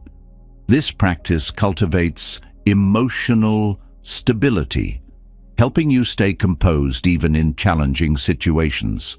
For instance, if you're feeling overwhelmed by a deadline, focusing on slow, rhythmic breathing can help you regain a sense of control and approach the task with renewed calmness. Another benefit of mindful breathing is its ability to deepen your awareness of the present moment. The mind often wanders, caught in thoughts about the past or future. This tendency divides your attention, making it harder to focus on what's in front of you. The breath, however, is always present. It cannot exist in the past or future. By anchoring your attention to your breath, you bring your awareness fully into the here and now. This presence sharpens your perception and enhances the quality of your efforts, whether you're working, studying, or simply enjoying a moment of stillness. Consistency is key to reaping the benefits of mindful breathing. Like any practice, its effects grow over time with regular use. Starting with just a few minutes a day can build a strong foundation, gradually integrating breathwork into your routine. Over time, it becomes a natural response to stress or distraction, a tool you instinctively reach for when focus wanes or energy dips. This consistency transforms mindful breathing from a practice into a habit, one that supports your discipline and well-being on a daily basis. Breathwork can also be tailored to different needs. There are techniques for calming the mind, boosting energy, and enhancing focus, each suited to specific situations. For example, slow, deep breaths through the nose can create a sense of relaxation, while quick, rhythmic breaths can invigorate and energize. Learning a variety of techniques allows you to adapt your practice to the demands of the moment. For instance, before a demanding presentation, energizing breaths might help sharpen your focus, while calming breaths can ease pre-performance jitters.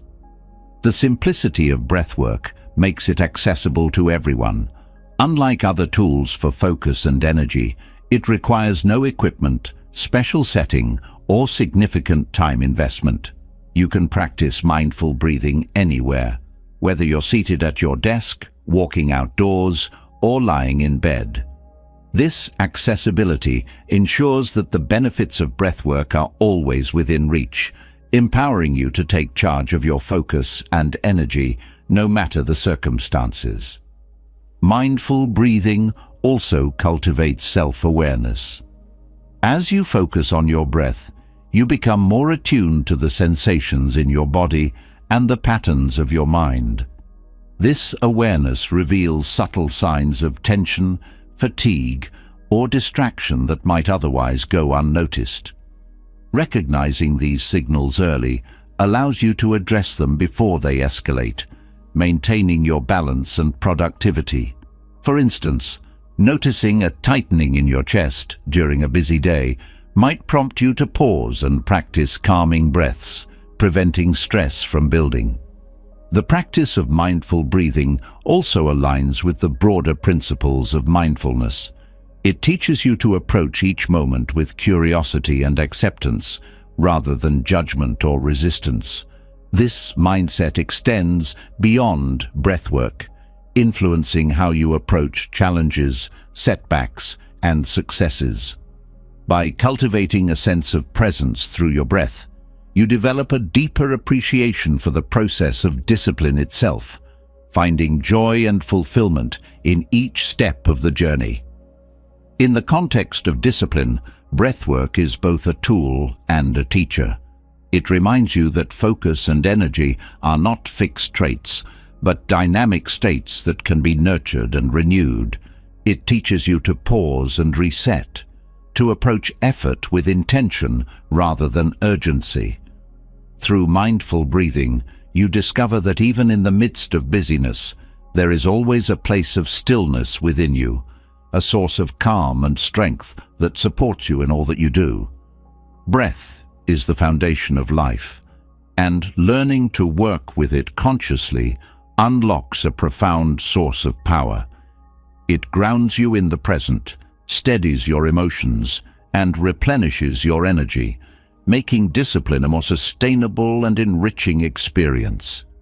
By incorporating mindful breathing into your practice, you equip yourself with a tool that not only enhances your focus, but also nurtures your overall well-being. It is a simple yet transformative practice, one that connects you to the essence of who you are and empowers you to approach each moment with clarity and intention. Breathwork serves as a profound reminder of how small, consistent practices can create deep and lasting change. It teaches the power of returning to simplicity to regain balance and energy. Yet, the strength of focus and discipline does not rest on singular practices alone, but on the foundation of daily rituals that give structure to your intentions. These rituals are not just routines, they are deliberate anchors that create stability in your life, allowing you to build consistency without exhaustion. Through them, discipline transforms from a draining effort into an intentional flow that guides your days with purpose. Rituals begin with meaning. When actions are connected to something deeper than habit, they become sources of strength rather than obligations. Establishing meaningful rituals starts by identifying the values and goals that matter most to you. When rituals align with these values, they become purposeful acts that feel natural and enriching rather than forced. For example, if cultivating mindfulness is important, starting your day with a short meditation creates a ritual that embodies this value. The practice itself becomes a reminder of your intention, grounding your focus as you move through the day. Consistency is often seen as a challenge, but rituals simplify the process by removing the need for constant decision-making. When a ritual is established, it becomes an automatic part of your day, reducing the mental effort required to maintain discipline. This predictability allows you to focus your energy on the act itself rather than the decision to do it. For instance, setting a specific time each morning to journal eliminates the internal debate about when or whether to do it, freeing your mind to engage fully in the practice. Rituals also create rhythm in your life, offering a sense of order amidst the unpredictability of daily demands. This rhythm acts as a stabilizing force, helping you navigate challenges with greater ease. By anchoring yourself in familiar practices, you create a steady foundation that supports you even in times of stress or uncertainty. For example, beginning and ending your day with a gratitude ritual provides a sense of continuity, reminding you of what grounds you regardless of external circumstances. Another powerful aspect of rituals is their ability to conserve energy. Discipline often falters when it feels like an uphill battle, but rituals streamline effort by creating a flow. When you know what comes next in your routine, you eliminate unnecessary decision fatigue, allowing you to move seamlessly from one task to another. This efficiency reduces the likelihood of feeling drained and helps you sustain your efforts over time. For example, preparing your workspace the night before a productive session ensures that you can begin your workday with focus and energy, rather than distraction. Rituals also have the ability to transform mundane tasks into meaningful moments. When approached with intention, even simple actions like brewing tea, stretching, or tidying your space become opportunities to reconnect with your goals. These small rituals act as pauses that center your attention and create a sense of presence. For instance, taking a few deep breaths before opening your laptop turns the act of starting your workday into a mindful entry point, grounding you in clarity and purpose. The adaptability of rituals is another reason they are so effective. While discipline often feels rigid, rituals allow for flexibility within structure. They can be adjusted to suit your needs or circumstances without losing their core purpose. This adaptability ensures that rituals remain sustainable, evolving with you rather than becoming static or burdensome. For example, if a daily walk is part of your routine, but the weather doesn't permit it, substituting it with indoor movement ensures the intention of physical activity remains intact. Rituals also foster a sense of self-trust. Each time you complete a ritual, you reinforce your ability to follow through on commitments, no matter how small. This consistent follow-through builds confidence in your discipline, creating a positive cycle of belief in your capacity to achieve larger goals. For instance, keeping a nightly practice of reflecting on your day strengthens your trust in your ability to maintain other habits, even during challenging times. The cumulative effect of rituals is another aspect that makes them so impactful. While individual actions may seem small, their repeated practice creates significant results over time. This accumulation not only builds discipline but also creates a deeper sense of fulfillment, as each ritual contributes to your growth in meaningful ways. For example, dedicating just a few minutes each day to creative expression can lead to noticeable improvement in skills and a stronger connection to your passions over the course of months or years. Rituals also connect you to a sense of identity. The practices you choose reflect the person you are becoming, shaping how you see yourself and reinforcing your intentions. By aligning your rituals with your aspirations, you cultivate a sense of alignment between your actions and your goals. For instance, maintaining a ritual of reading or studying aligns with the identity of someone committed to lifelong learning, reinforcing both the habit and the mindset. Another benefit of rituals is the sense of grounding they provide during transitions. Life is full of changes and uncertainties, but rituals create anchors that help you navigate these shifts with stability. By returning to familiar practices, you maintain a sense of continuity and control, even as external circumstances evolve. For example, continuing a morning mindfulness practice during a busy or stressful period ensures that you begin each day with a moment of calm, no matter what challenges lie ahead. Rituals also strengthen your connection to the present moment. Discipline often focuses on future outcomes, but rituals bring your attention to the here and now. This presence enhances the quality of your efforts, making each action feel purposeful and rewarding. For example, engaging fully in a stretching routine before exercise turns preparation into a mindful practice, deepening your connection to your body and your goals. Incorporating rituals into your life also creates a ripple effect, influencing other areas of your discipline. The structure, intention, and consistency developed through one ritual often spill over into other practices, strengthening your overall approach to discipline. For instance, maintaining a bedtime ritual of disconnecting from screens and reflecting on the day can improve both your sleep quality and your focus during waking hours, enhancing your ability to maintain other habits. Ultimately, rituals are not about adding more to your day, but about infusing meaning and intention into what you already do. They turn ordinary moments into opportunities for growth, connection, and renewal. By establishing rituals that align with your values and goals, you create a foundation of consistency that supports your discipline without draining your energy. These practices become more than routines. They become acts of care and commitment, guiding you toward a life of purpose and balance.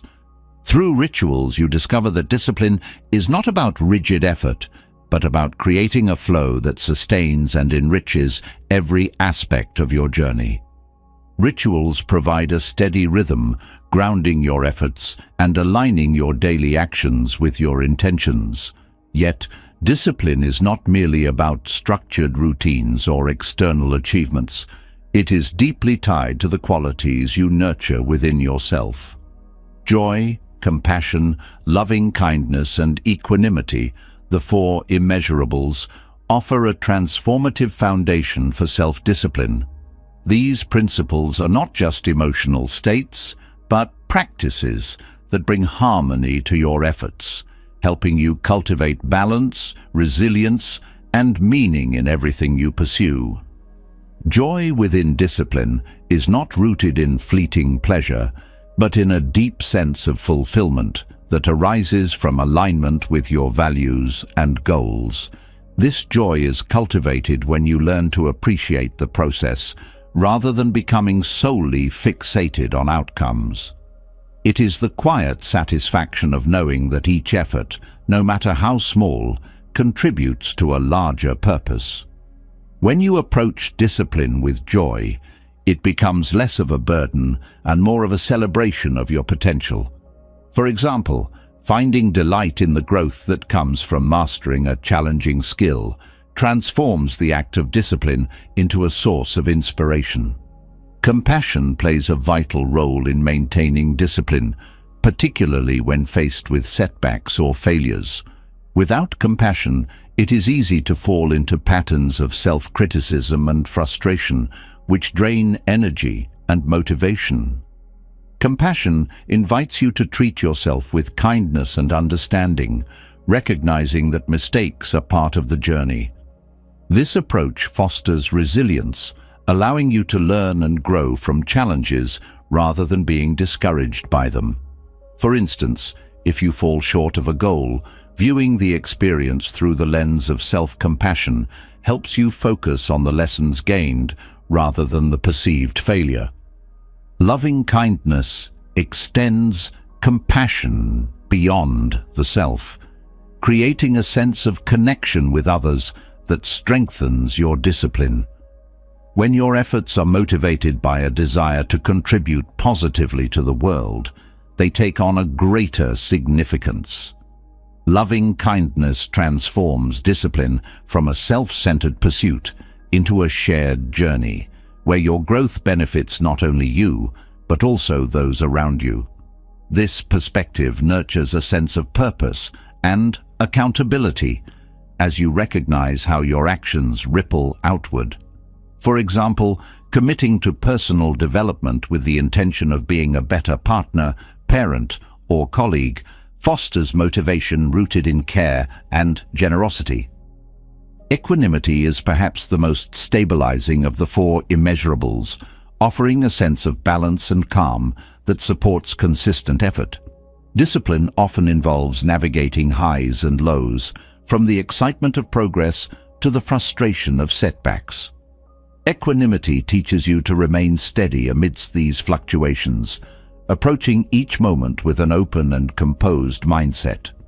This balance prevents burnout by allowing you to maintain perspective even during intense periods of effort. For example, equanimity helps you approach a demanding project with focus and patience, trusting that steady progress will lead to results. The four immeasurables also work together to create a holistic foundation for discipline. Joy keeps you energized and engaged. Compassion prevents harsh self-judgment. Loving kindness fosters connection and purpose. And equanimity ensures balance and steadiness. Together, they form a framework that supports sustainable and meaningful discipline, transforming effort into a deeply fulfilling practice. One of the ways these qualities enhance discipline is by reshaping your relationship with challenges. Instead of viewing obstacles as barriers, you begin to see them as opportunities for growth and connection. Joy helps you find lightness in the process.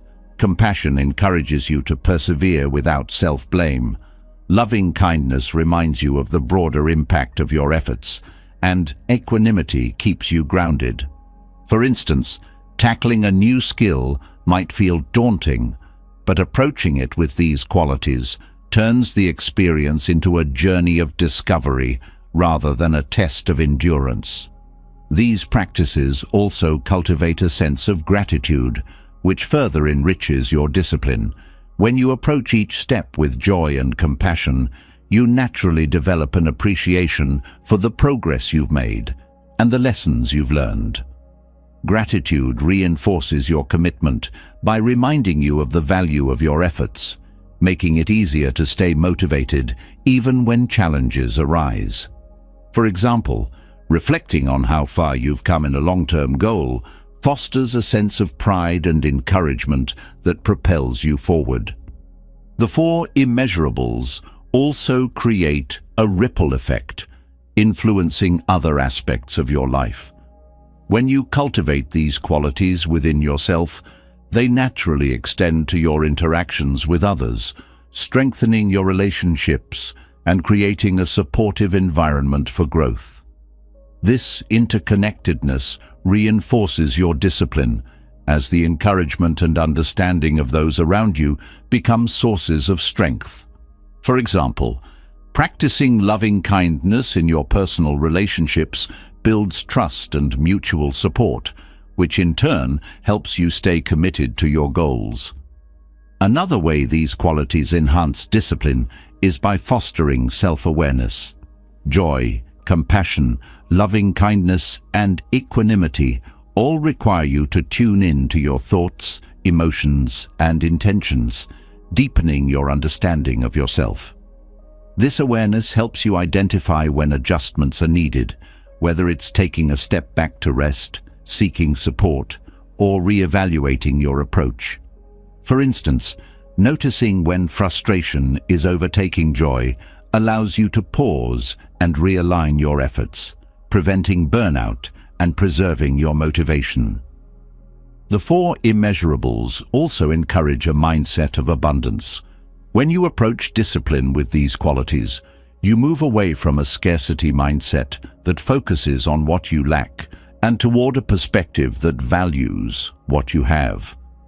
This shift reduces stress and fosters contentment, allowing you to approach your goals with a sense of ease and confidence. For example, viewing your progress through the lens of joy and gratitude highlights the growth you've achieved rather than fixating on what remains undone. By integrating the four immeasurables into your practice, you create a discipline that is not only effective, but also deeply enriching. These qualities transform effort from a rigid pursuit into a fluid and harmonious process, one that supports both your personal growth and your connection to the world around you. Through joy, compassion, loving kindness, and equanimity, you discover that discipline is not just about achieving goals. It's about cultivating a way of being that brings balance, fulfillment, and meaning to every aspect of your life. The four immeasurables teach us to infuse discipline with joy, compassion, and equanimity, transforming effort into an experience of balance and connection. Yet, discipline is more than an individual pursuit. It becomes most meaningful when it aligns with universal truths, the principles that guide life itself. This alignment brings harmony between your actions and the greater rhythms of existence. When discipline is grounded in the Dharma, it ceases to be a struggle and instead becomes a natural flow, an expression of living in harmony with the truths that govern growth, impermanence, and interconnectedness. The Dharma, or the universal truths, is not a set of rigid rules, but a framework that reflects the natural order of life. It encompasses principles like impermanence, cause and effect, and the interconnectedness of all beings. Aligning your efforts with these truths means understanding and embracing the reality of change, the consequences of actions, and the collective nature of existence. Discipline rooted in these truths becomes a practice of living authentically and harmoniously, rather than a pursuit of rigid perfection or control. Impermanence, one of the central truths of the Dharma, provides a profound foundation for self-discipline. Life is in constant motion. No moment, achievement, or struggle lasts forever. Embracing impermanence allows you to release attachment to specific outcomes, focusing instead on the process and the effort itself. This perspective brings a sense of freedom and flexibility to discipline, reducing the pressure to achieve fixed goals and fostering resilience in the face of change. For example, when working toward a long-term goal, recognizing that setbacks are temporary prevents discouragement and keeps you motivated to continue. The principle of cause and effect, or karma, also plays a key role in aligning discipline with the Dharma. Every action you take carries consequences, shaping your present and future experiences. Understanding this truth empowers you to act intentionally, knowing that your efforts contribute to the outcomes you desire. This awareness adds depth to discipline, transforming it from mere habit into a purposeful practice. For instance, consistently practicing mindfulness not only enhances your immediate focus, but also cultivates long-term mental clarity and emotional stability. Interconnectedness is another universal truth that deepens the practice of discipline. Your actions do not exist in isolation. They ripple outward, influencing the world around you. This interconnectedness reminds you that discipline is not just about personal achievement, but also about contributing to the greater good. When your efforts are guided by this understanding, they become acts of service and connection, enriching both your life and the lives of others. For example, dedicating time to community work or environmental stewardship aligns your discipline with the collective well-being, adding meaning and fulfillment to your efforts. Aligning discipline with the Dharma also means approaching it with humility and openness. The truths of the Dharma are not about imposing control, but about working in harmony with life's natural rhythms. This approach encourages you to remain flexible and adaptable, adjusting your efforts to align with the flow of circumstances. Rigidity in discipline often leads to frustration, but when you embrace the fluidity of the Dharma, you find balance and ease. For example, if an unexpected challenge disrupts your plans, responding with acceptance and adaptability allows you to continue moving forward without unnecessary struggle. The Dharma also teaches the value of intention. Actions rooted in clear and meaningful intentions resonate with the universal truths, creating a sense of alignment and purpose. Discipline becomes more sustainable when it is guided by intentions that reflect your values and aspirations. This alignment ensures that your efforts are not just productive, but also meaningful, fostering a deep connection to your goals. For instance, committing to daily meditation with the intention of cultivating inner peace aligns your practice with the broader truth of interconnected well-being. Patience is another essential aspect of aligning discipline with the Dharma. The truths of life unfold over time, often requiring sustained effort and trust in the process. Patience allows you to approach discipline with steadiness, accepting that meaningful progress is rarely immediate.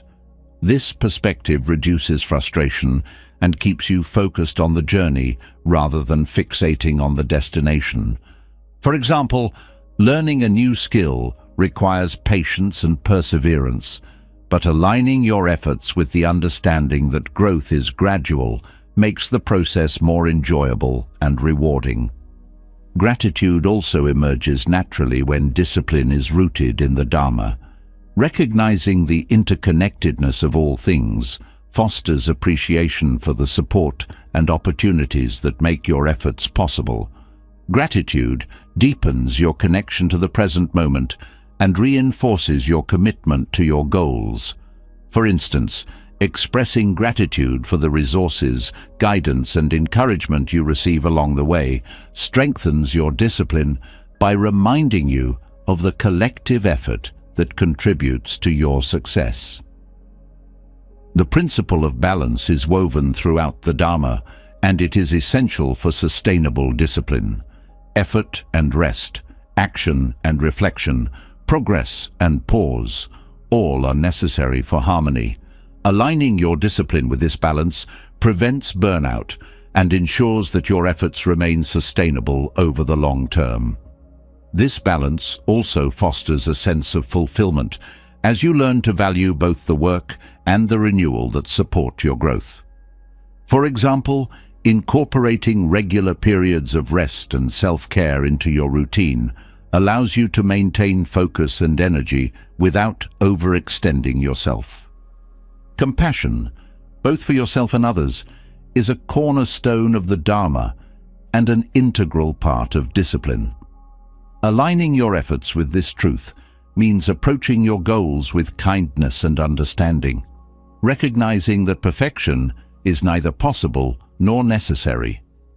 Compassion encourages you to treat mistakes and setbacks as opportunities for growth rather than sources of self-criticism.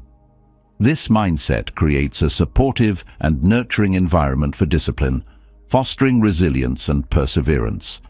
For instance, forgiving yourself for missing a step in your routine allows you to move forward without dwelling on the past. Aligning discipline with the Dharma also requires mindfulness. The truths of the Dharma are best understood and applied when you are fully present in each moment.